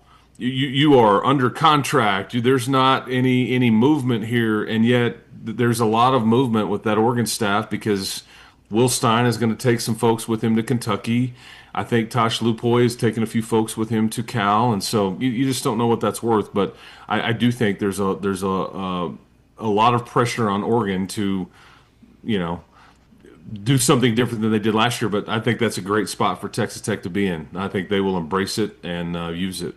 Yeah, love the spot, love the pressure angle. In terms of, Chris, what you know about Oregon, like what's one thing that you think is concerning for Texas Tech, and then what's one thing that you think Tech just has a huge advantage?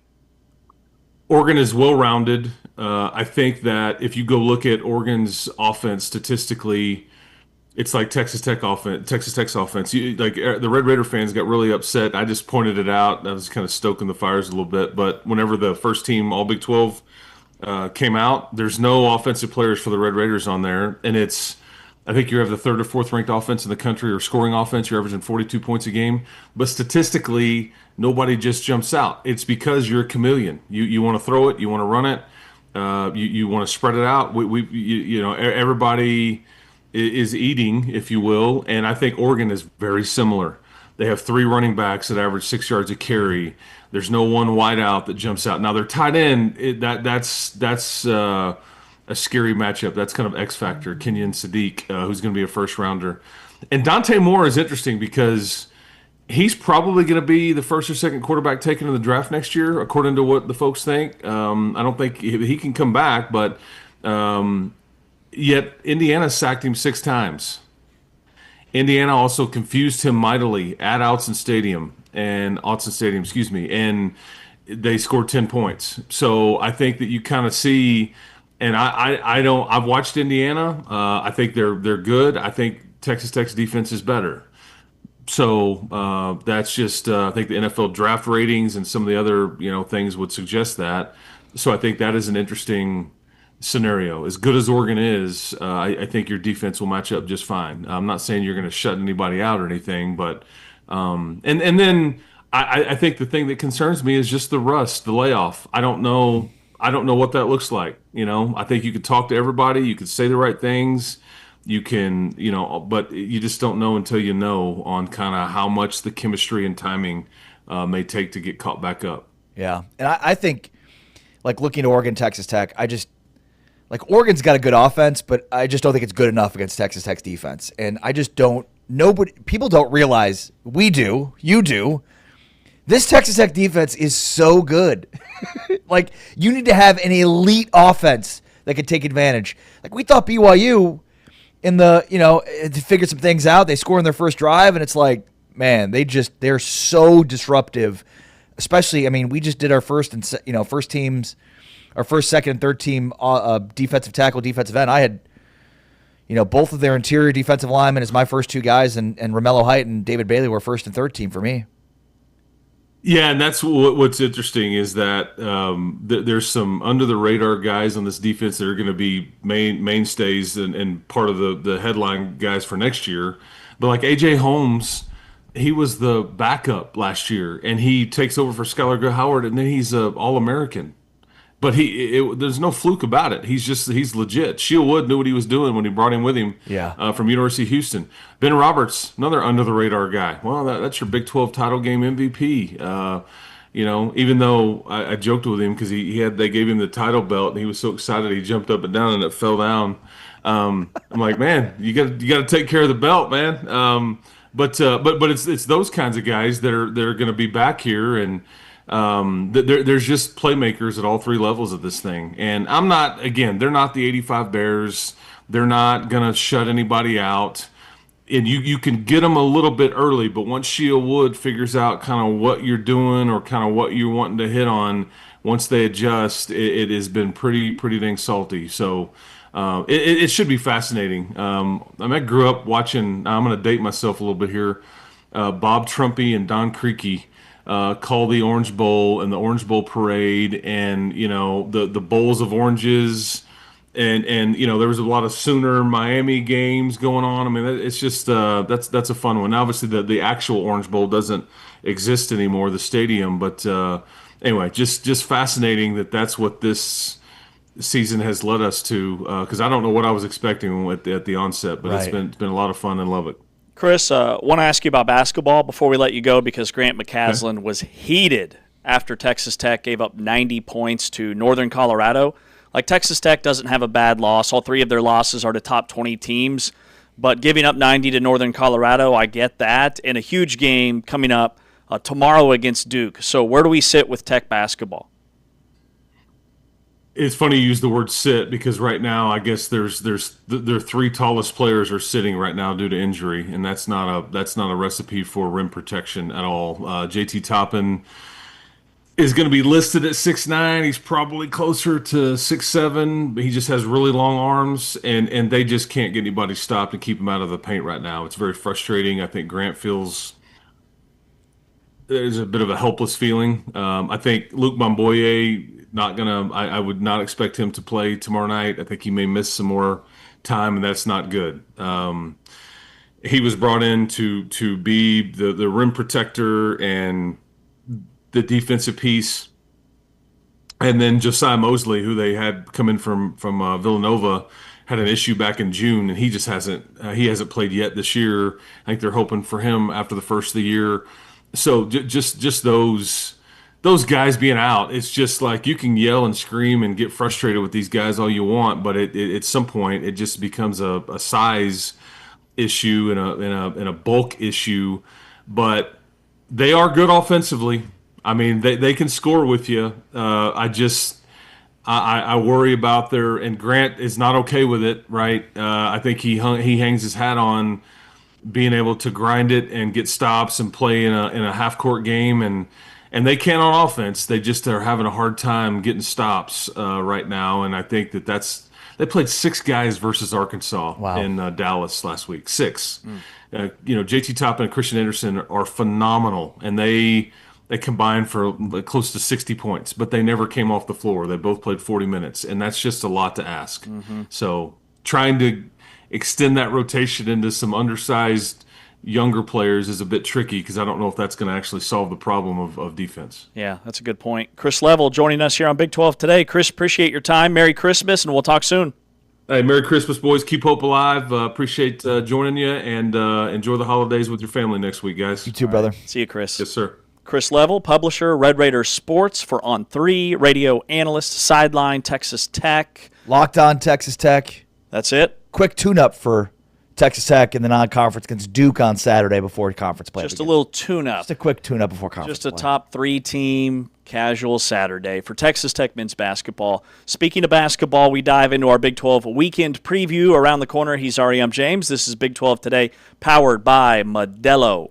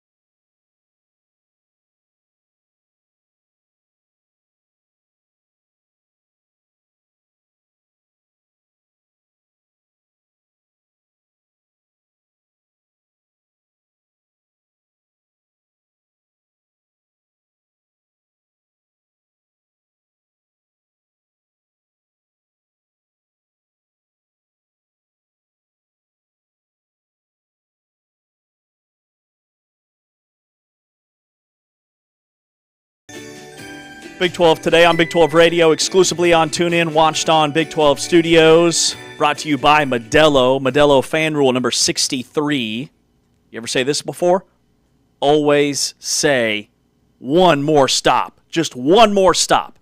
Like you haven't said it 17 times already.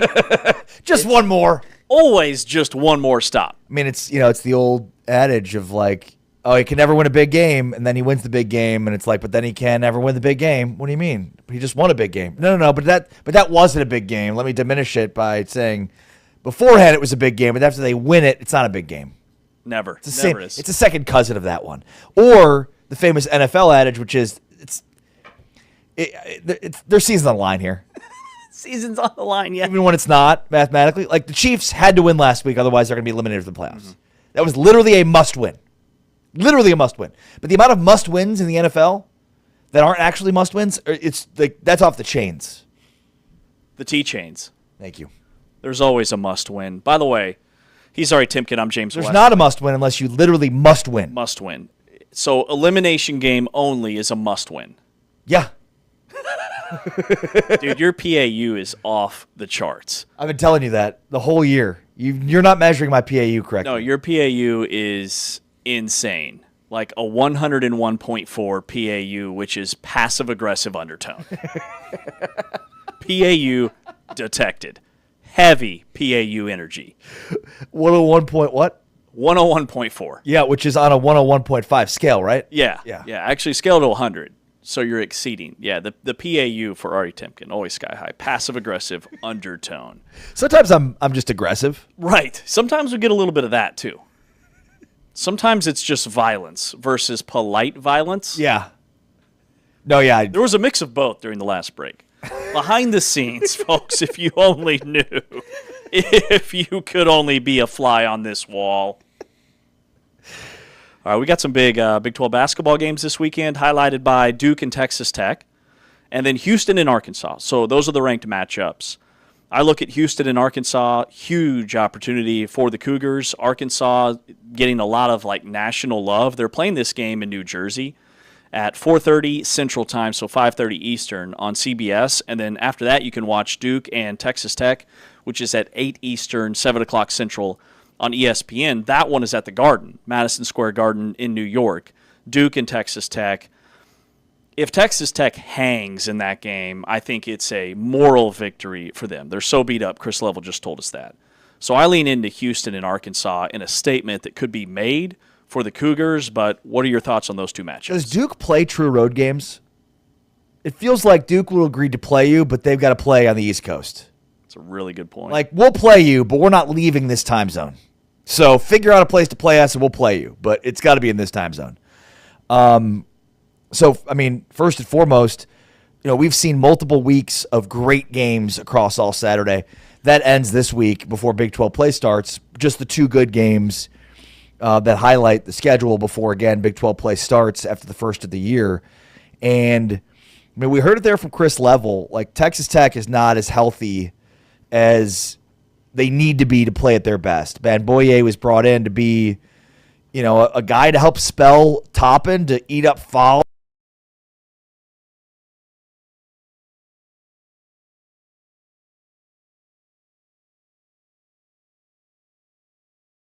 And I might shut him down for a bit in order to get him healthy, because Texas Tech's ability to be a Final Four team and beyond is dependent upon, I think, the health of Banboye as much as anybody else, because right now they're kind of a two-horse team with Anderson and JT Toppin sort of leading the charge. The Houston Arkansas game's fantastic too. You said that one's at the Garden? Mm-hmm. Yeah, no. Duke Texas Tech is at the Garden. Got it. And that one's at, I think, the not where the Nets play, but it's in Newark, New Jersey. The Houston Arkansas game is. Of course, yeah. No, why would you even Elite Arena? Why wouldn't Houston Prudential Center? Why wouldn't? Thank you, Taman. Is that a big arena? It's where the Nets used to play. Not really. It's where the Nets used to play. Got it. The New Jersey Devils still play there. Okay, thank you, Taman. I knew T-Chains would know. Yeah, the Nets used to play there. The Devils still play there, and it makes the most sense in the world that he used to play Arkansas at the Prudential Center. Like, where else would they play? It just regionally, it makes a ton of sense. Right, geographically friendly for both teams. Just makes all the sense in the world. Why not play it in Uganda? I don't know. They could have played it anywhere. I was trying to think of a random country, and that was the first one that came to mind. I don't know why, but it was. But yeah, that's gonna be a good one. And then look, even Stanford, Colorado. Colorado has off to a really good start. Looked like a huge surprise team in the Big 12, and Stanford's 9-2. Like they pretty consistently have a good basketball program, and so I'm excited to see kind of as a gauge for where Colorado is. We talked earlier in the week about Arizona State having their big game against UCLA, and they kind of got boat raced a little bit in that one. So that was more of a how close is Arizona State, because they had a great non-conference slate. And I think that's kind of where we're at. With Tech, they're hurt. Houston, they're really good regardless of what happens to this game, and Arkansas is really good too. And then Colorado, kind of like with Arizona State, like how good are they? We're about to find out. Arizona State took one on the chin the other night at UCLA, lost, I think, 90-77.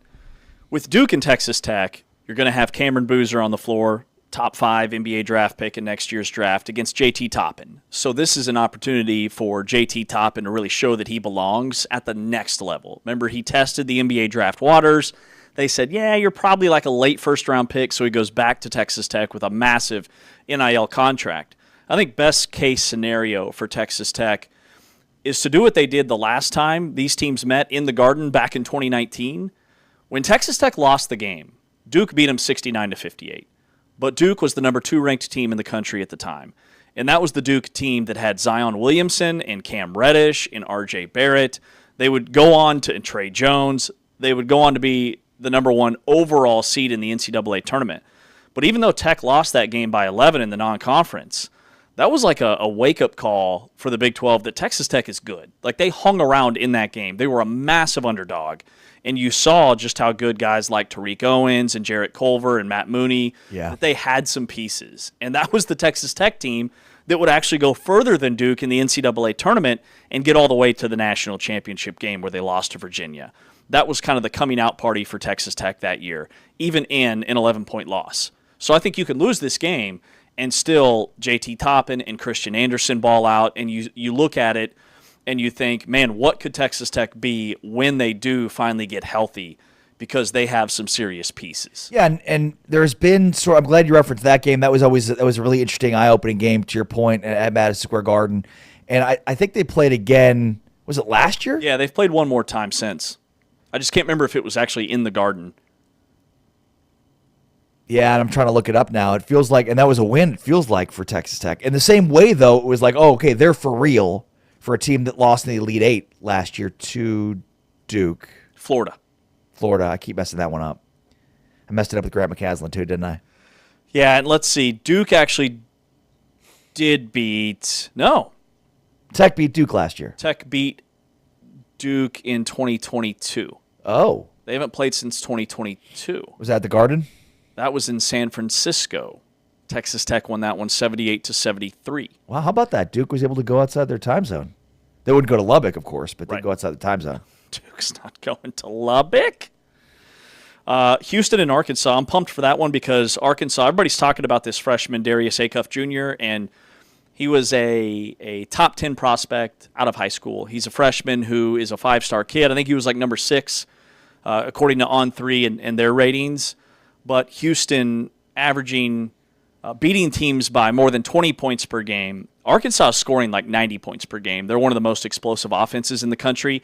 Texas Tech's defense, once again, for the 6th year in a row, top 3 nationally in scoring defense. They are so much better when it comes to the rebounding percentage. They have a turnover leverage in this game. So there's a lot of reasons, I think, to really like Texas Tech in this matchup.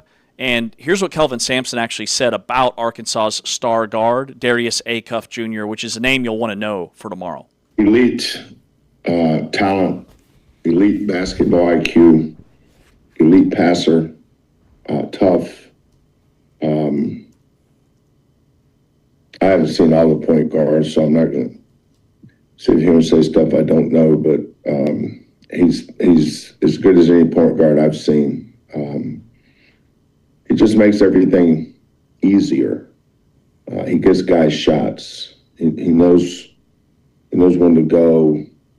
He knows when to change speeds. And the biggest separator for him is his ability to make threes. There's a lot of point guards can do everything but shoot. He does it all. And he's tough, competitive. I've just been really impressed with him. This isn't entirely true, and it's an oversimplification, but it feels like Kelvin Sampson and John Calipari are complete opposites in terms of coaches. Calipari is more transactional in terms of his relationships with his players, whereas Kelvin Sampson's way more relational. Mm-hmm. Again, it's an oversimplification, and it's not entirely true, but I think there is some truth to it. Just knowing Calipari a little bit, knowing Sampson a little bit, Sampson's way more relational than Calipari is. He's way more transactional. Yeah, that's very well stated. And hearing Kelvin Sampson talk about the Arkansas point guard, Darius Acuff Jr., who, by the way, he's a walking bucket. Okay, he's averaging like 18 a game. He's averaging over 6 assists. He's making 2.5 threes per game and shoots 44% from deep. He's very efficient. He's not like one of these guys that has to take 15, 16, 17 shots per game to get his. But when Kelvin Sampson is talking about him, if you didn't know better, you'd think Kelvin Sampson was talking about his point guard, Kingston Flemings. Him and Milos Uzan share the point guard duties, depending upon what type of defense they're operating against. Like, those two guys have the ball in their hands more than anybody else, and then Sharp is there when we need a bucket. Let's go get a bucket and give it to Sharp. But, I mean, Flemings is right there with Acuff. I can't wait to see the matchup. What would you think if you saw a walking bucket? A walking bucket? That bucket has legs! That is exactly what I'd think. And I'm imagining like Kansas Jayhawk, like chicken legs on the bucket. Yes, of walking course. around. Why would a net hanging down like a dress? Somebody stop that bucket! It's walking! That bucket is going to be speed walking tomorrow for Duke and Texas Tech and Houston, Arkansas. We'll stick with basketball. Coming up next, Kevin Young, the BYU men's basketball coach. They're off to a phenomenal start. He will join us next. We talked to him yesterday. This is a replay, but you don't want to miss it. This is Big 12 Today, powered by Modelo on TuneIn and Big 12 Studios.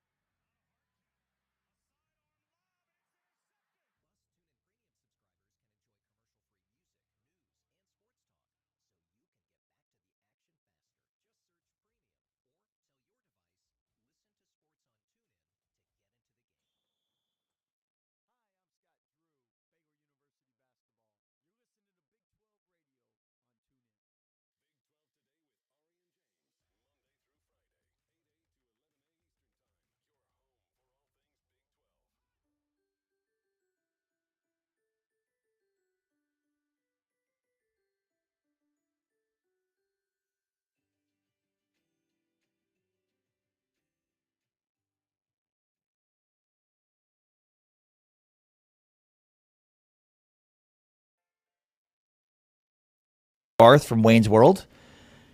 I am Ari Temkin. We are going to be joined momentarily by Kevin Young, the head men's basketball coach at BYU, as the BYU Cougars are a 10-1 with the lone loss coming against UConn, an 86-84 barn burner, James. And, you know, in the last segment, and Let's Get It On, we kind of made the case for could Iowa State be the best team of the Big 12? But I think with the way things have started, you've got a pretty good case for 4 teams right now at the top of this conference, which includes BYU, Iowa State, Arizona, and Houston. Mm-hmm. And people are sleeping on BYU. They lose Dawson Baker to a season-ending injury, which will challenge their depth. But they have guys that aren't seeing the floor more than 10 or 15 minutes a game that are very capable.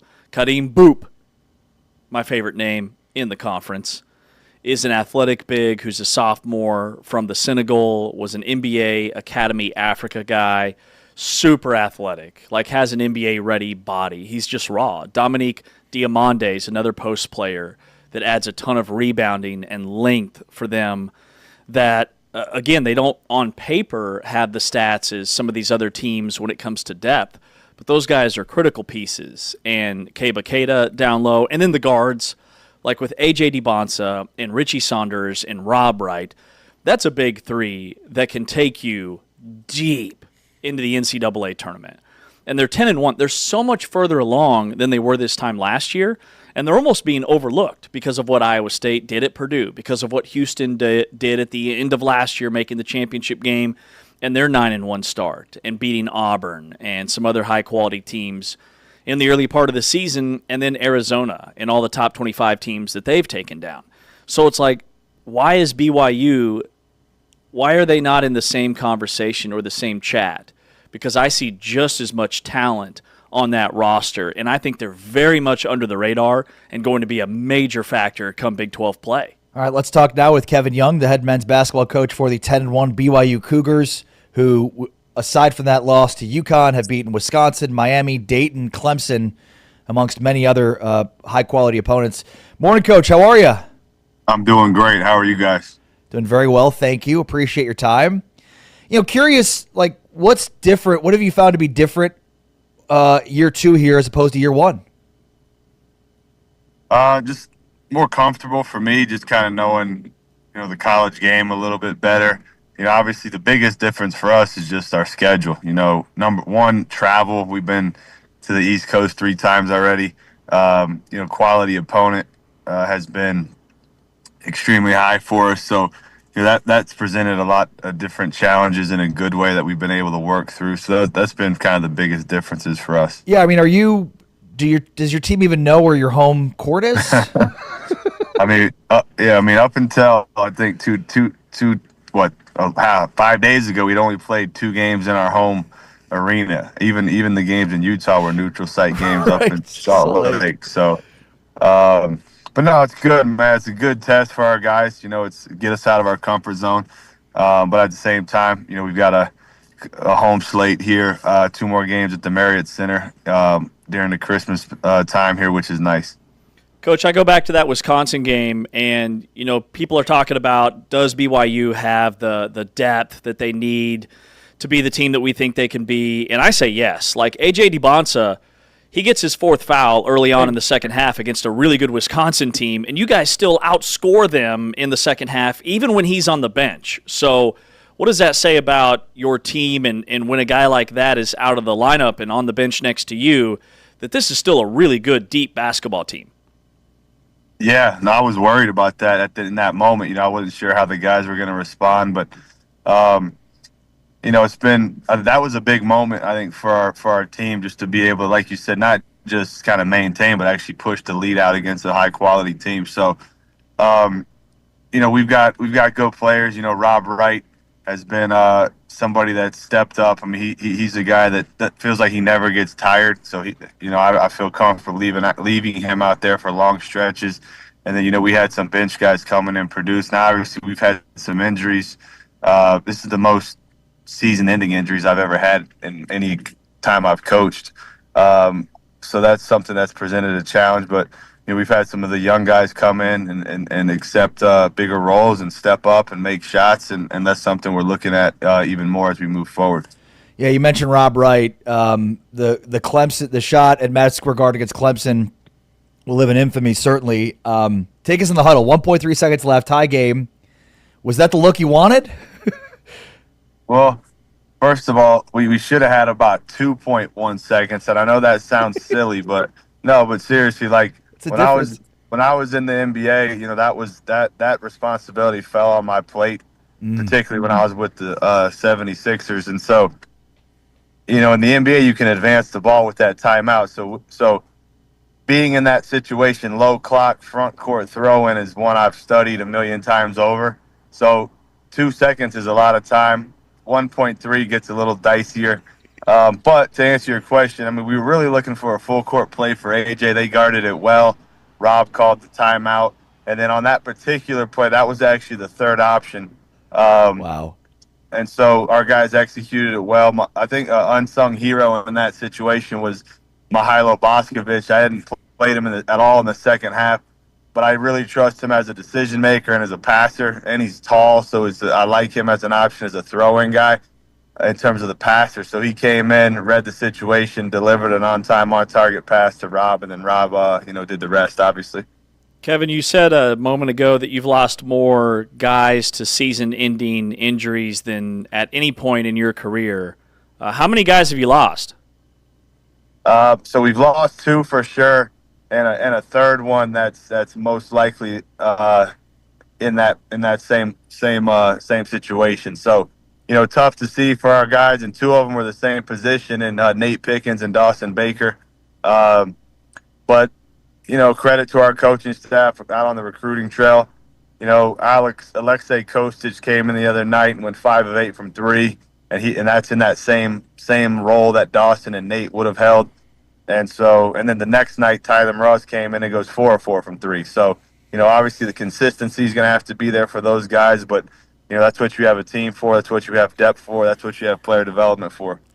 I'm curious from like an analytical perspective, how many, when you prepare for a season, you certainly have expectations for, this guy can shoot, this guy can't shoot, or, these matchups might work. How much does that change, based on how the season plays out over the course of the season? And is it a constant reevaluation in terms of matchup numbers?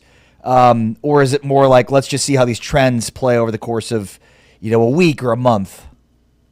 As it relates to shooting, a lot of that for me is just historical data. Like Tyler Marois, as an example, is he's always been a high level catch and shoot player. We did quite a bit of studies on does that translate from the low and mid-major level when guys transfer up. There's really only about less than a 2% drop off. Wow. On average in terms of that specific stat, and that was one that we were trying to scratch that itch quite a bit with guys in the portal. So shooting, I think, holds fairly steady. Guys can go on streaks and so forth where it changes it. But any other type of analytic stuff, I got to have, and that's what's tricky, to be honest with you, about college versus the NBA. The sample sizes are so low. NBA, there's so many games, and so what in the NBA could be a 50 to 100 possession sample size, in college that's half, right? Mm-hmm. And so can you really trust that data? And so we use the analytics, I think, maybe a little bit differently than I was using it when I was in the NBA. What are some of the analytics or things that you've leaned into defensively? Because you guys are so much further along on that end of the floor for this time of the year than you were a season ago. Yeah. I really break the game down analytically, just pretty granular. How's our pick and roll defense? What's our post defense? What are our transition numbers? How many transition possessions are we allowing? And then we try to bucket things up and really, in fact, yesterday I was on a call with my analytics guy where, we have this is a saying that Brett Brown, who I worked for with the Sixers, always said, and for me, it's how I use analytics. Never want to be sick and not know it. And so when you break the game down in buckets, like I just mentioned, it allows us to, try, find areas where we could be sick and we can fix it. And if it's, if it's something that's going well, then we'll keep staying on the course that we've been on. So that's kind of how we do it. You just got to say it in that thick New England accent, No one make his accent. It's one of one. It's one of one. Because it's like a mix between it's a mix between an Aussie accent and a Maine accent, which are very, very, very rare. Yeah, it's so true. Talking with Kevin Young here, BYU basketball coach. You mentioned the non-conference. Is that a decision you figured throughout this offseason? Do you think it's something that helps you get better prepared for March Madness, for the tournament?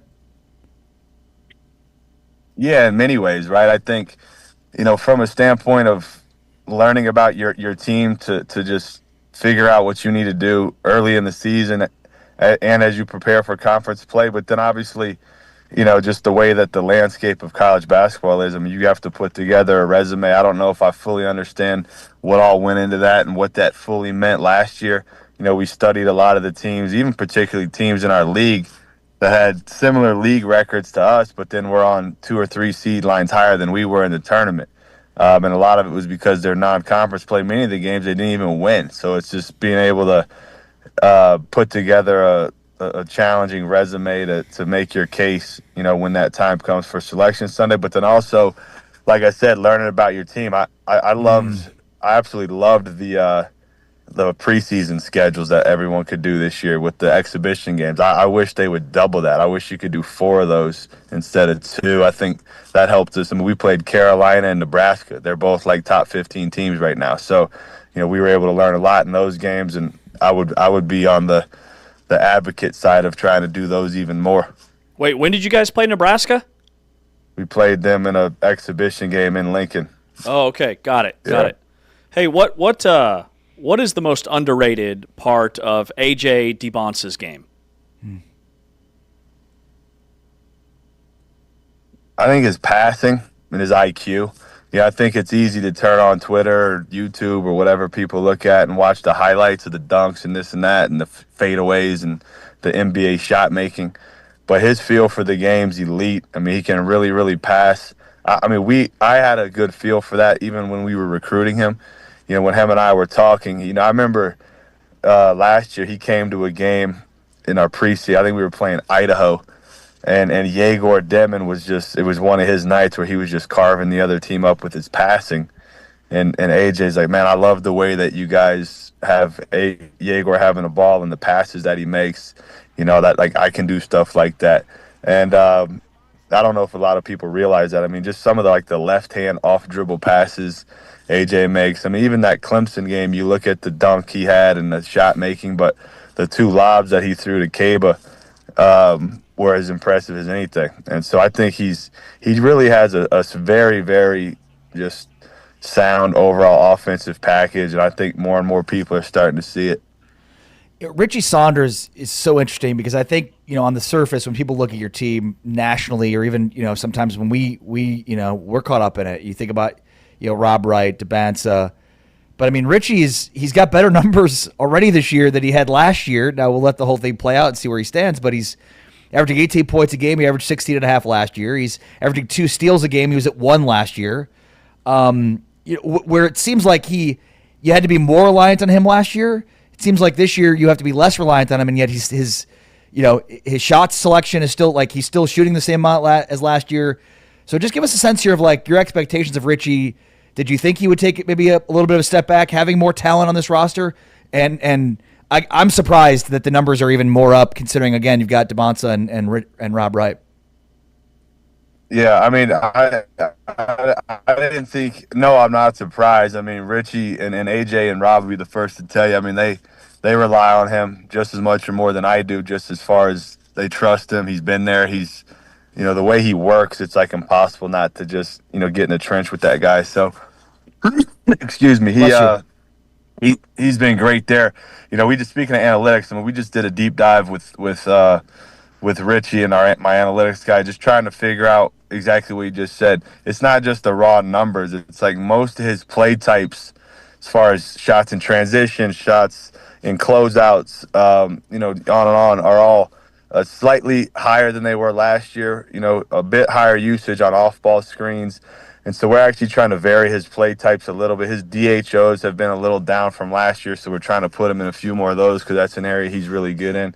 But as far as his raw numbers being higher, just his points per game and so forth, we are more top heavy this year. Last year we were playing 10, even 11 guys sometimes, and so every year is different. Yeah. We're relying on more of our our sort of top guys than we were last year, and those guys have been able to produce. I mean, my SID hit me with the stat. I mean, the other night, the three of them all had over 20 points. It was like the first time in 15 years where BYU's had three guys have over 20 points in a game. So, those guys have been rock solid, and which is hard to do when every night, the other scouts going to be solely revolving around those three guys, and they've still been able to produce to this point. Yeah, well said. Kevin Young, head men's basketball coach for the 10-1 BYU Cougars. They play Abilene Christian tomorrow, Eastern Washington before Christmas, and then kick off Big 12 play at K-State on January 3rd.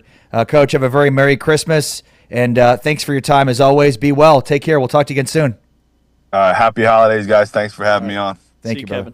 Kevin Young, 10-1 BYU Cougars, certainly one of the four best teams in the conference to start the season, and they'll start conference play on January 3rd at Kansas State, Arizona State on January 7th, and at Utah on Jan 10th. Yeah, they're really good. That was a great note about Richie Saunders because I think that the nation is wanting to see more, but the guy's already had an uptick across the board in his production. And then Rob Wright is elite. I mean, he is a pass-first point guard who, when asked to score, can fill it up. He's averaging almost 17 points per game, but he's so efficient offensively that it doesn't feel like when he's on the floor, he's a guy that you look down, he's got 16, 18, 20 points because he's such an elite ball handler and passer and running the show for this BYU offense. And again, I think they're super underrated defensively. And I know the injuries are a little bit of a concern with Baker and with Nate Pickens, but Kostic, the freshman from Austria, he's a shooter. Like, he fills that void at a really high level. He's just a freshman who's a little bit inexperienced. He didn't see the floor a ton in the Euro League, but he's an impact player and is only going to get better as the season goes along. I mean, and Richie, it's shocking. All of his numbers are up.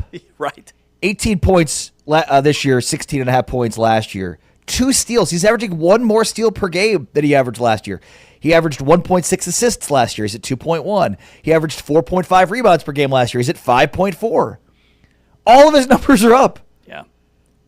It's like, oh, well, he didn't have a great game against Clemson. He only scored 5 points. Okay, but what about the 29 that he had against Dayton, a game that they really had to have him? Right. What about the Wisconsin game when he went off for 5 threes and had 26 and had to do it on both ends of the floor because the guy that A.J. DeBonsa was guarding, Richie Saunders, had to guard because DeBonsa was in foul trouble. Like, he's a well-rounded player that The dude's averaging 2 steals a game. and he's shooting 51% from the floor. He is taking less shots than last year and averaging more points. Wild. James Wesley, Ari Tepkin. This is Big 12 Today on Big 12 Radio, presented by Modelo. You're not going to want to miss a story from James next. This is Big 12 Today. Heard on TuneIn, watched on Big 12 Studios.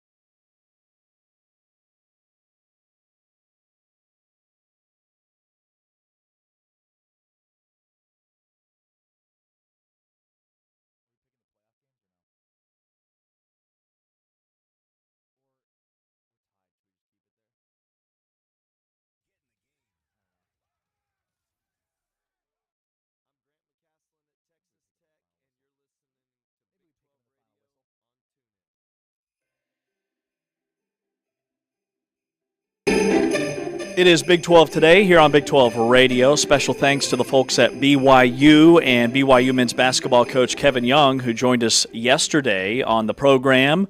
Spent a good 20 minutes with the BYU commander-in-chief, and they are legit with Richie Saunders and A.J. DiBonsa dealing with some injury stuff. But really, Kevin is the inspiration for our Big 12 Today analytics that we have now maybe need to trademark because, I mean, the PAU, the passive-aggressive undertones, is in a league of its own.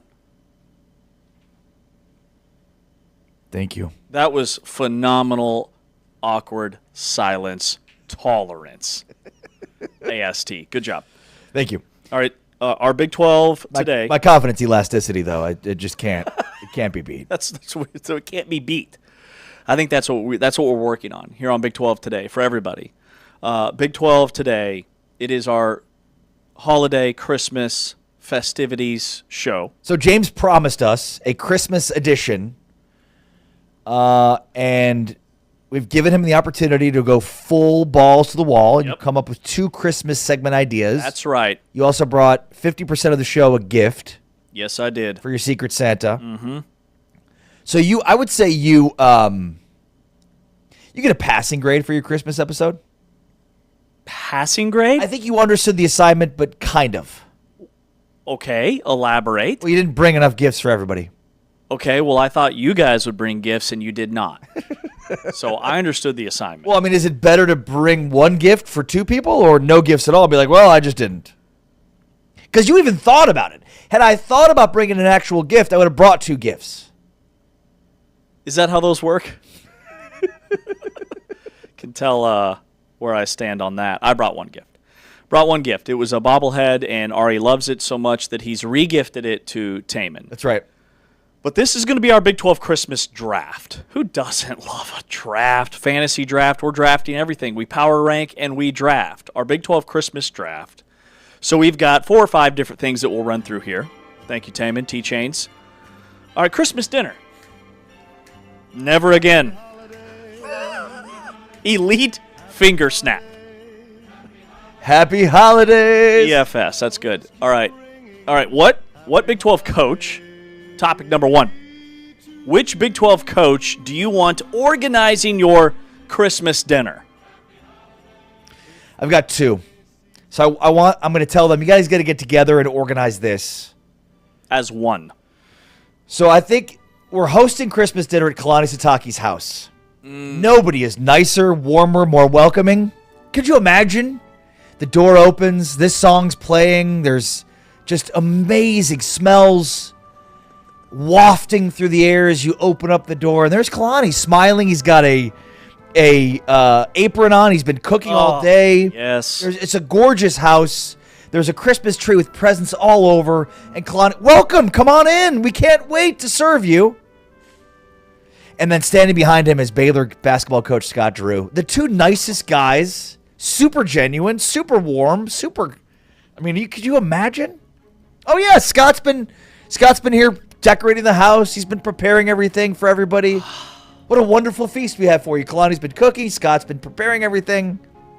Kalani Sitake, Scott Drew. There's no better Christmas dinner than those 2. Man, I love the combo. I had Sitake as well. Now, if this was a true draft, I couldn't pick Sitake, but since you kind of half-picked him, I'll go with Kalani Sitake because of the family environment.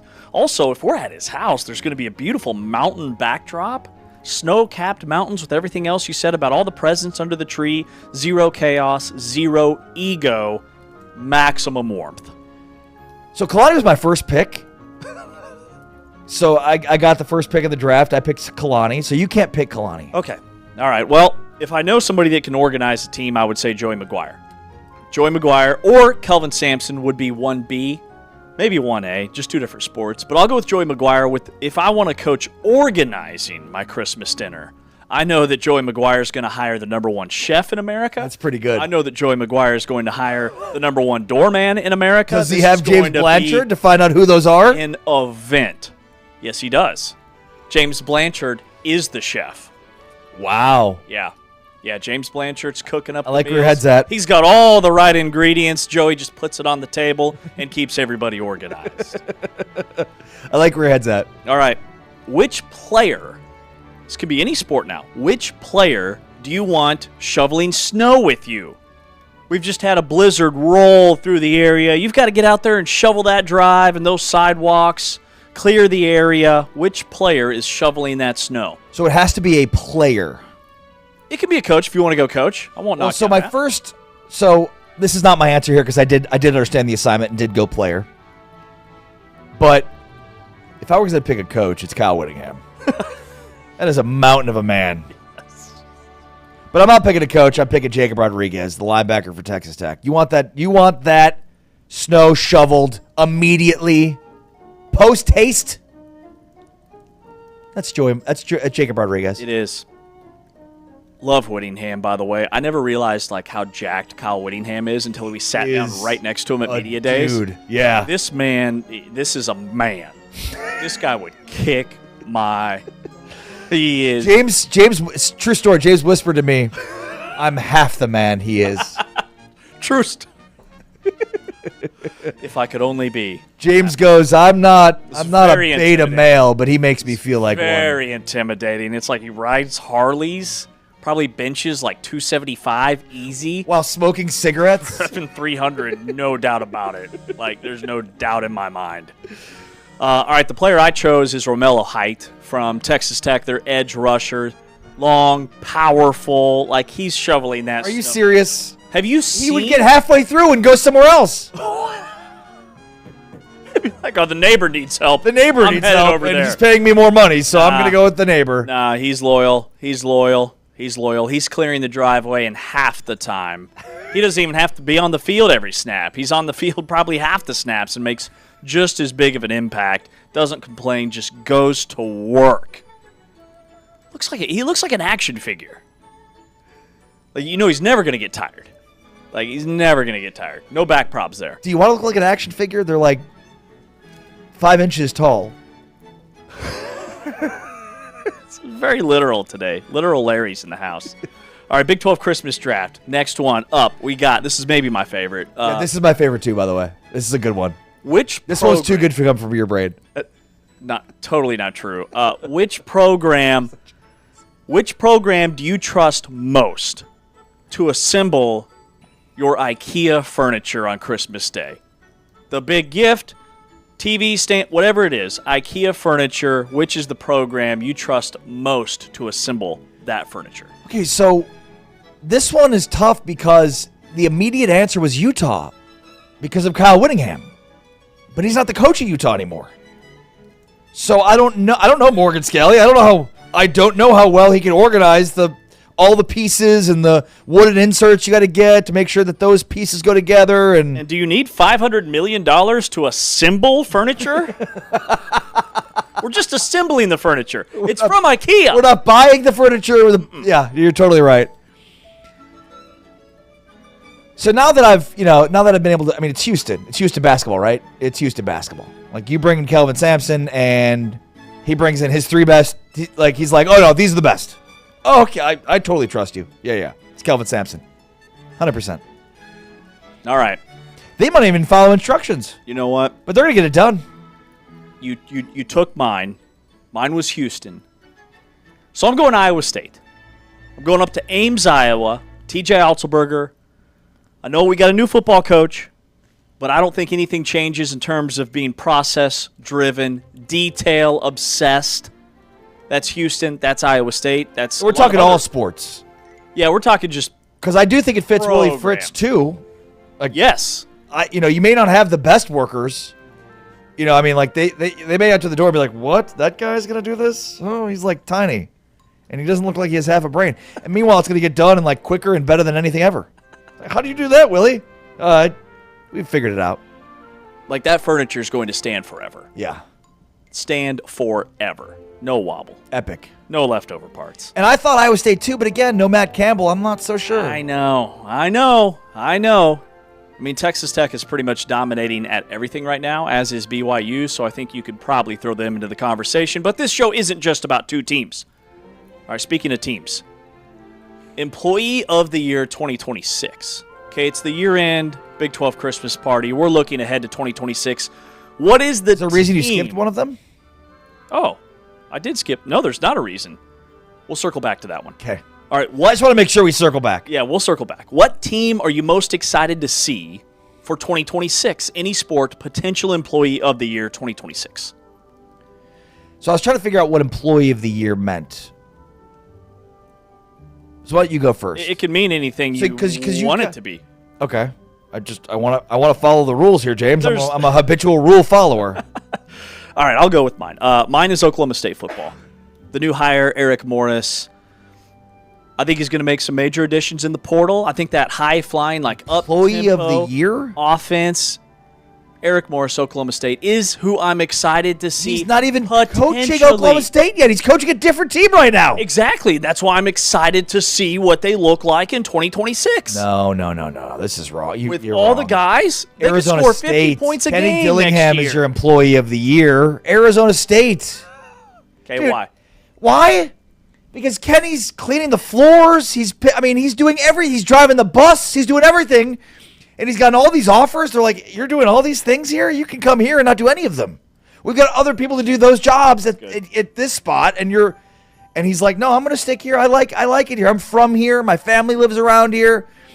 It's okay that I clean the floors and sweep up and, have to shovel the snow outside. And obviously we know there's a lot of snow in Tempe all the time. Tons. So, yeah. And it follows both. I can't wait to see what this team looks like in 2026. Who's going to be their quarterback? Like, they went 8-4 with Jeff Sims at quarterback. My God. To have a Simpsons reference, that's like having a major surgery having Nick Riviera do it. You get that one, I know. Totally. Really Dr. good. Nick. Hi, everybody. That's well done. Thank you. Arizona State, well done. All right, we got one more. We can't just gloss over this one. Which Big 12 fan base do you want at your ugly Christmas sweater party? West Virginia. Oh, West Virginia. Yeah, okay. because they knock on the door, you open it, you're like, oh, West Virginia? You guys have the best ugly Christmas sweater. And then they walk in like, ugly? We just put on Christmas sweaters. That's well played. I like that. All right, I'm going out to Lubbock. I'm going Texas Tech. Texas Tech, they packed the house for women's basketball. They packed the house for softball. So I know a ton of people are going to be there, number one. I'm very social. No holding back. Someone's wearing lights. Someone's got a fog machine. Like, it's going to be an all-out Oh, yeah, the guy brings the fog machine in. James is like, by the way, the party's over at 10, so I don't know what time you We're going to have to shut that down. I don't know what time you think you're getting the fog machine going. Just be aware, 10 o'clock, this thing's done. You're out. Party's definitely going later than planned. I didn't say I was hosting. I just said they want to be at the ugly Christmas sweater Could you imagine party. James Say where it hosting a was. party? Oh, I'm so happy. I used to throw elite parties back in the day. Because, like, you host a party, and there's always the people that stay the latest. Yes. And you're kind of like, That's why we never invite people over anymore. man, how do we get these people out of the house? Yes. 2 o'clock in the morning, I'm ready to go to bed. James would be like, all right, it's 10. We're everybody out. Out, no, out, no. Yes. Get out, now. Yes. We had company until 11. 11 a couple weeks ago.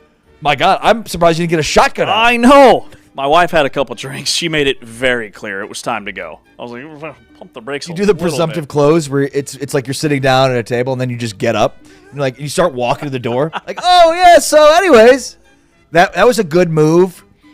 I learned that one back when I used to go into an office. Or you just walk to the door? So it's a great move if you work at an office and somebody need some comes into move. your office and you want them to leave. Okay. Without being mean. I learned how to do this, okay?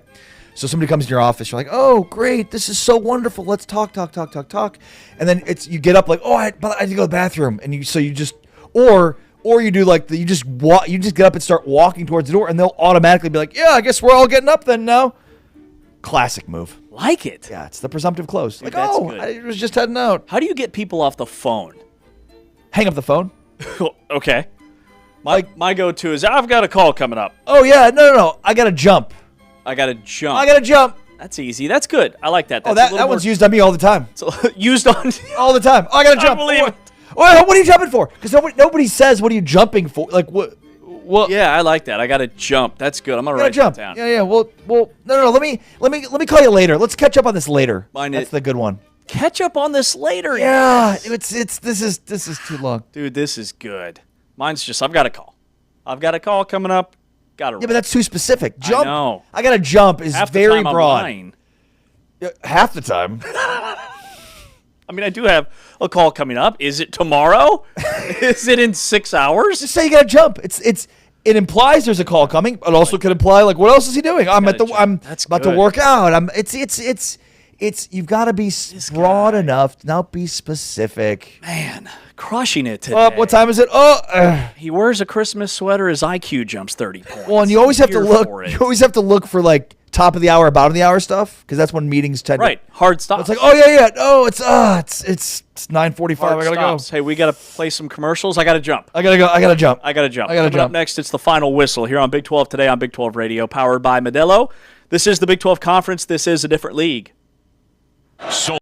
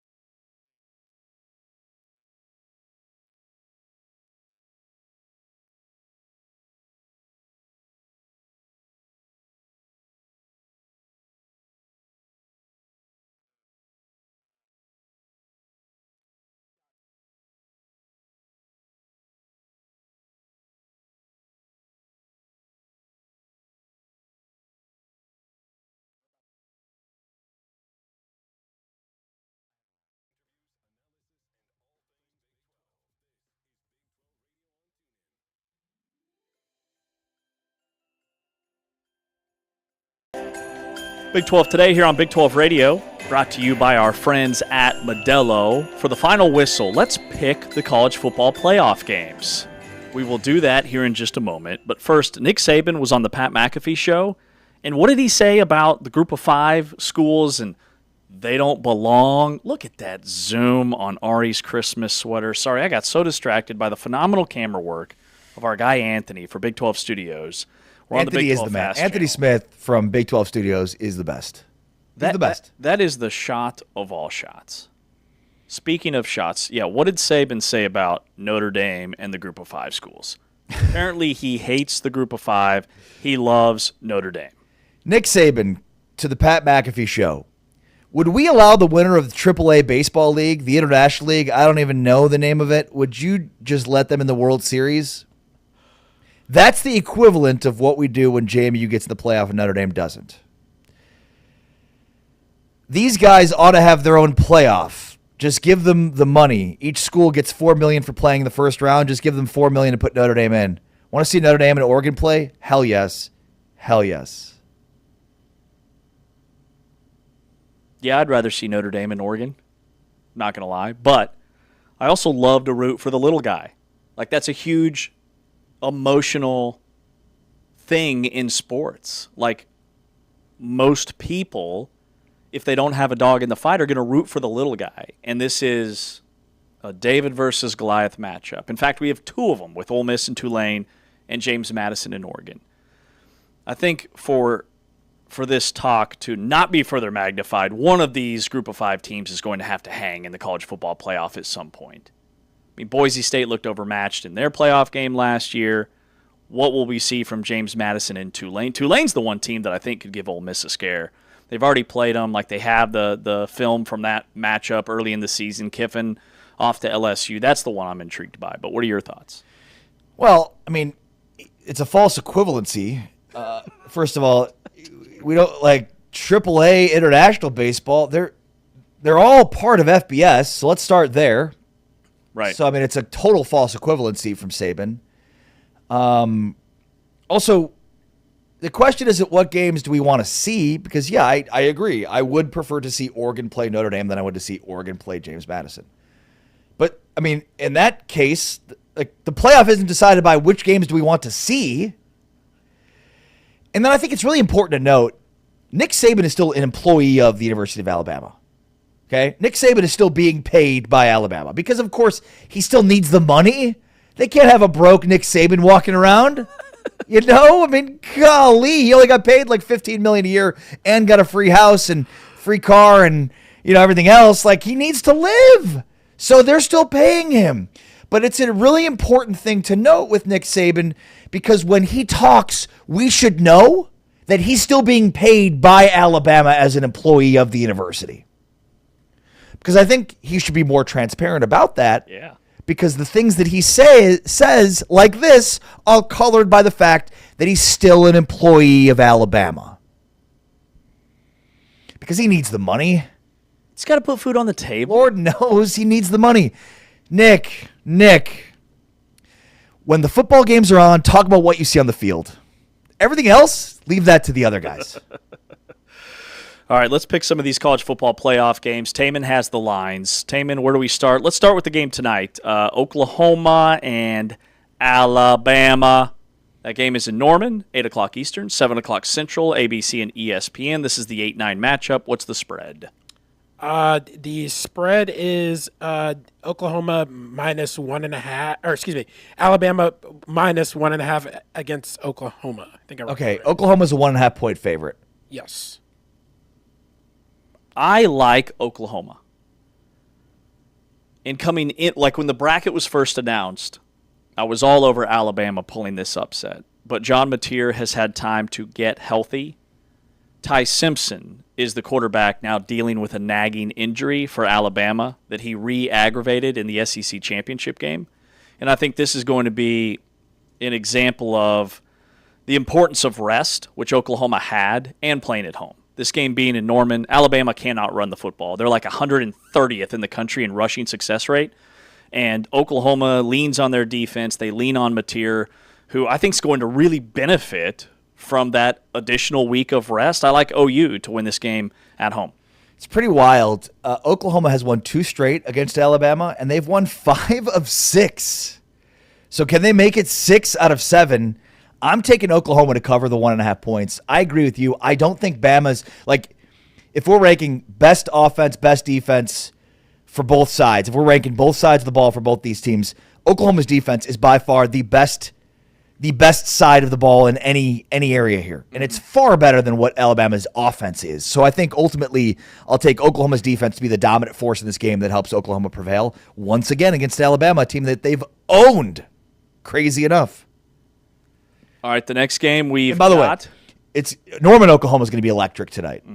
For a site that used to be part of the Big 12, it is going to be an electric atmosphere. They play the Red River game in Dallas, so there's really nothing that's Norman has seen quite like this in Norman. It's a really good point. All right, the early game tomorrow at noon Eastern, 11 Central is Miami at Texas A&M. A&M is -3 in this game, and of course it's being played at A&M. What do you think? I like Miami. I really do. This is the one game where I look at the road team like Miami. First of all, they shouldn't have lost at SMU. They did. There was a late penalty that shouldn't have been called that put SMU in field goal position to tie the game and put it into overtime. Since then, Miami has outscored teams 151-41, and Carson Beck has been elite. He's only got a single interception over the final 4 games, and like Texas A&M, I just think with Colin Klein on his way out, I think there's going to be some distractions there. I think Miami's just more well-rounded and playing better this time of year, so I'll take Miami. Yeah, I'm with you on Miami here. I think Miami's offense is the best part of this game. If we're again going back to, which group, offense, defense is best, and I think Miami's offense, if we're power ranking the top 4, would be by far number 1. They've got a great playmaker on the outside and their true freshman wide receiver. I just think they've got way more weapons, way more going for them, and I think that they can take advantage of a Texas A&M defense that has not been very good. So give me Miami +3 here on the road. All right, the 3:30 Eastern, 2:30 game tomorrow that's on TNT, Tulane and Ole Miss. I see the line at Ole Miss by 17.5. Is that Ole right? Miss is -17.5 in this game. Okay. Who do you like? Give me Tulane to cover 17.5 points. In fact, I almost kind of like Tulane to win this outright. What's crazy is Tulane lost big at Oxford already this year, but circumstances have changed dramatically. I just think all of the noise around Lane Kiffin and the fact that he leaves and brings his staff with him to Florida, or to LSU, and then has to send a bunch of those guys back. Just a weird dynamic. Give me Tulane to cover 17.5 points. Yeah, I like Tulane to cover as well. Like, I know that John Sumrall is on his way to Florida, but I think it's a very different situation. I think that the Tulane players are going to rally around him and Retzloff, who has 16 rushing touchdowns this season. The passing attack for Tulane is top 20 in the country in success rate. He's not making mistakes. Tulane is a team that turns teams over, and Ole Miss's quarterback, the transfer from Ferris State, not having Kiffin right there with him on the sidelines. Kiffin is a mastermind offensively. I mean, that's his bread and butter. I think this is a really tricky spot. I think everybody's looking at the first matchup, and that's why the line is so inflated. All right, the last game tomorrow is James Madison and Oregon at 7:30 Eastern, 6:30 Central, also on TNT. I have no idea. What's the line on this one? 20.5. 20.5? Okay. James Madison is a 20.5 point favorite in this one. Kidding. Great. Oregon obviously is the 20.5. So I was looking at my research, and I glossed over the. This could be the one we disagree on, because you and I agree so far the first 3 of these. I like Oregon. 20.5, that doesn't scare me. I think Oregon just destroys these guys. I don't want that to happen. I don't want that to be the case. I'll be the biggest James Madison fan west of the Mississippi tomorrow, but I just think Oregon has way too much firepower. There's no look ahead for me. I think they're that much better. I watched a little bit of James Madison against Troy, and I wasn't impressed. Well, and it's funny because you look at the path. James Madison has to go all the way from the East Coast to Eugene, Oregon. If Oregon wins, then they go all the way from Eugene down to Miami for the Orange Bowl. Everybody, and I mean everybody, is picking Oregon to cover 20.5 points, which is the reason I'm picking JMU to cover 20.5 points. So this is the one game that you and I are going to differ on this weekend. Right. Look, I think Oregon wins, don't get me wrong, but I think JMU has been hearing all along how bad they are and how much they're going to get boat raced, and I think they keep this close. Hope so, man. I hope that's the case. That would be fun. Those are our picks for the college football playoff. We are out. This is Big 12 Today on Big 12 Radio, powered by Modelo on Big 12 Studios and on TuneIn. These two cats will be back on Monday, and then the three of us will be back on Tuesday, getting you set for Christmas and the college football playoff quarterfinals. For Ari Timken, for Taman Turner, for Anthony Smith, I'm James Westling saying so long from our downtown Dallas studios. This has been Big 12 Today on Big 12 Radio. We are out of here.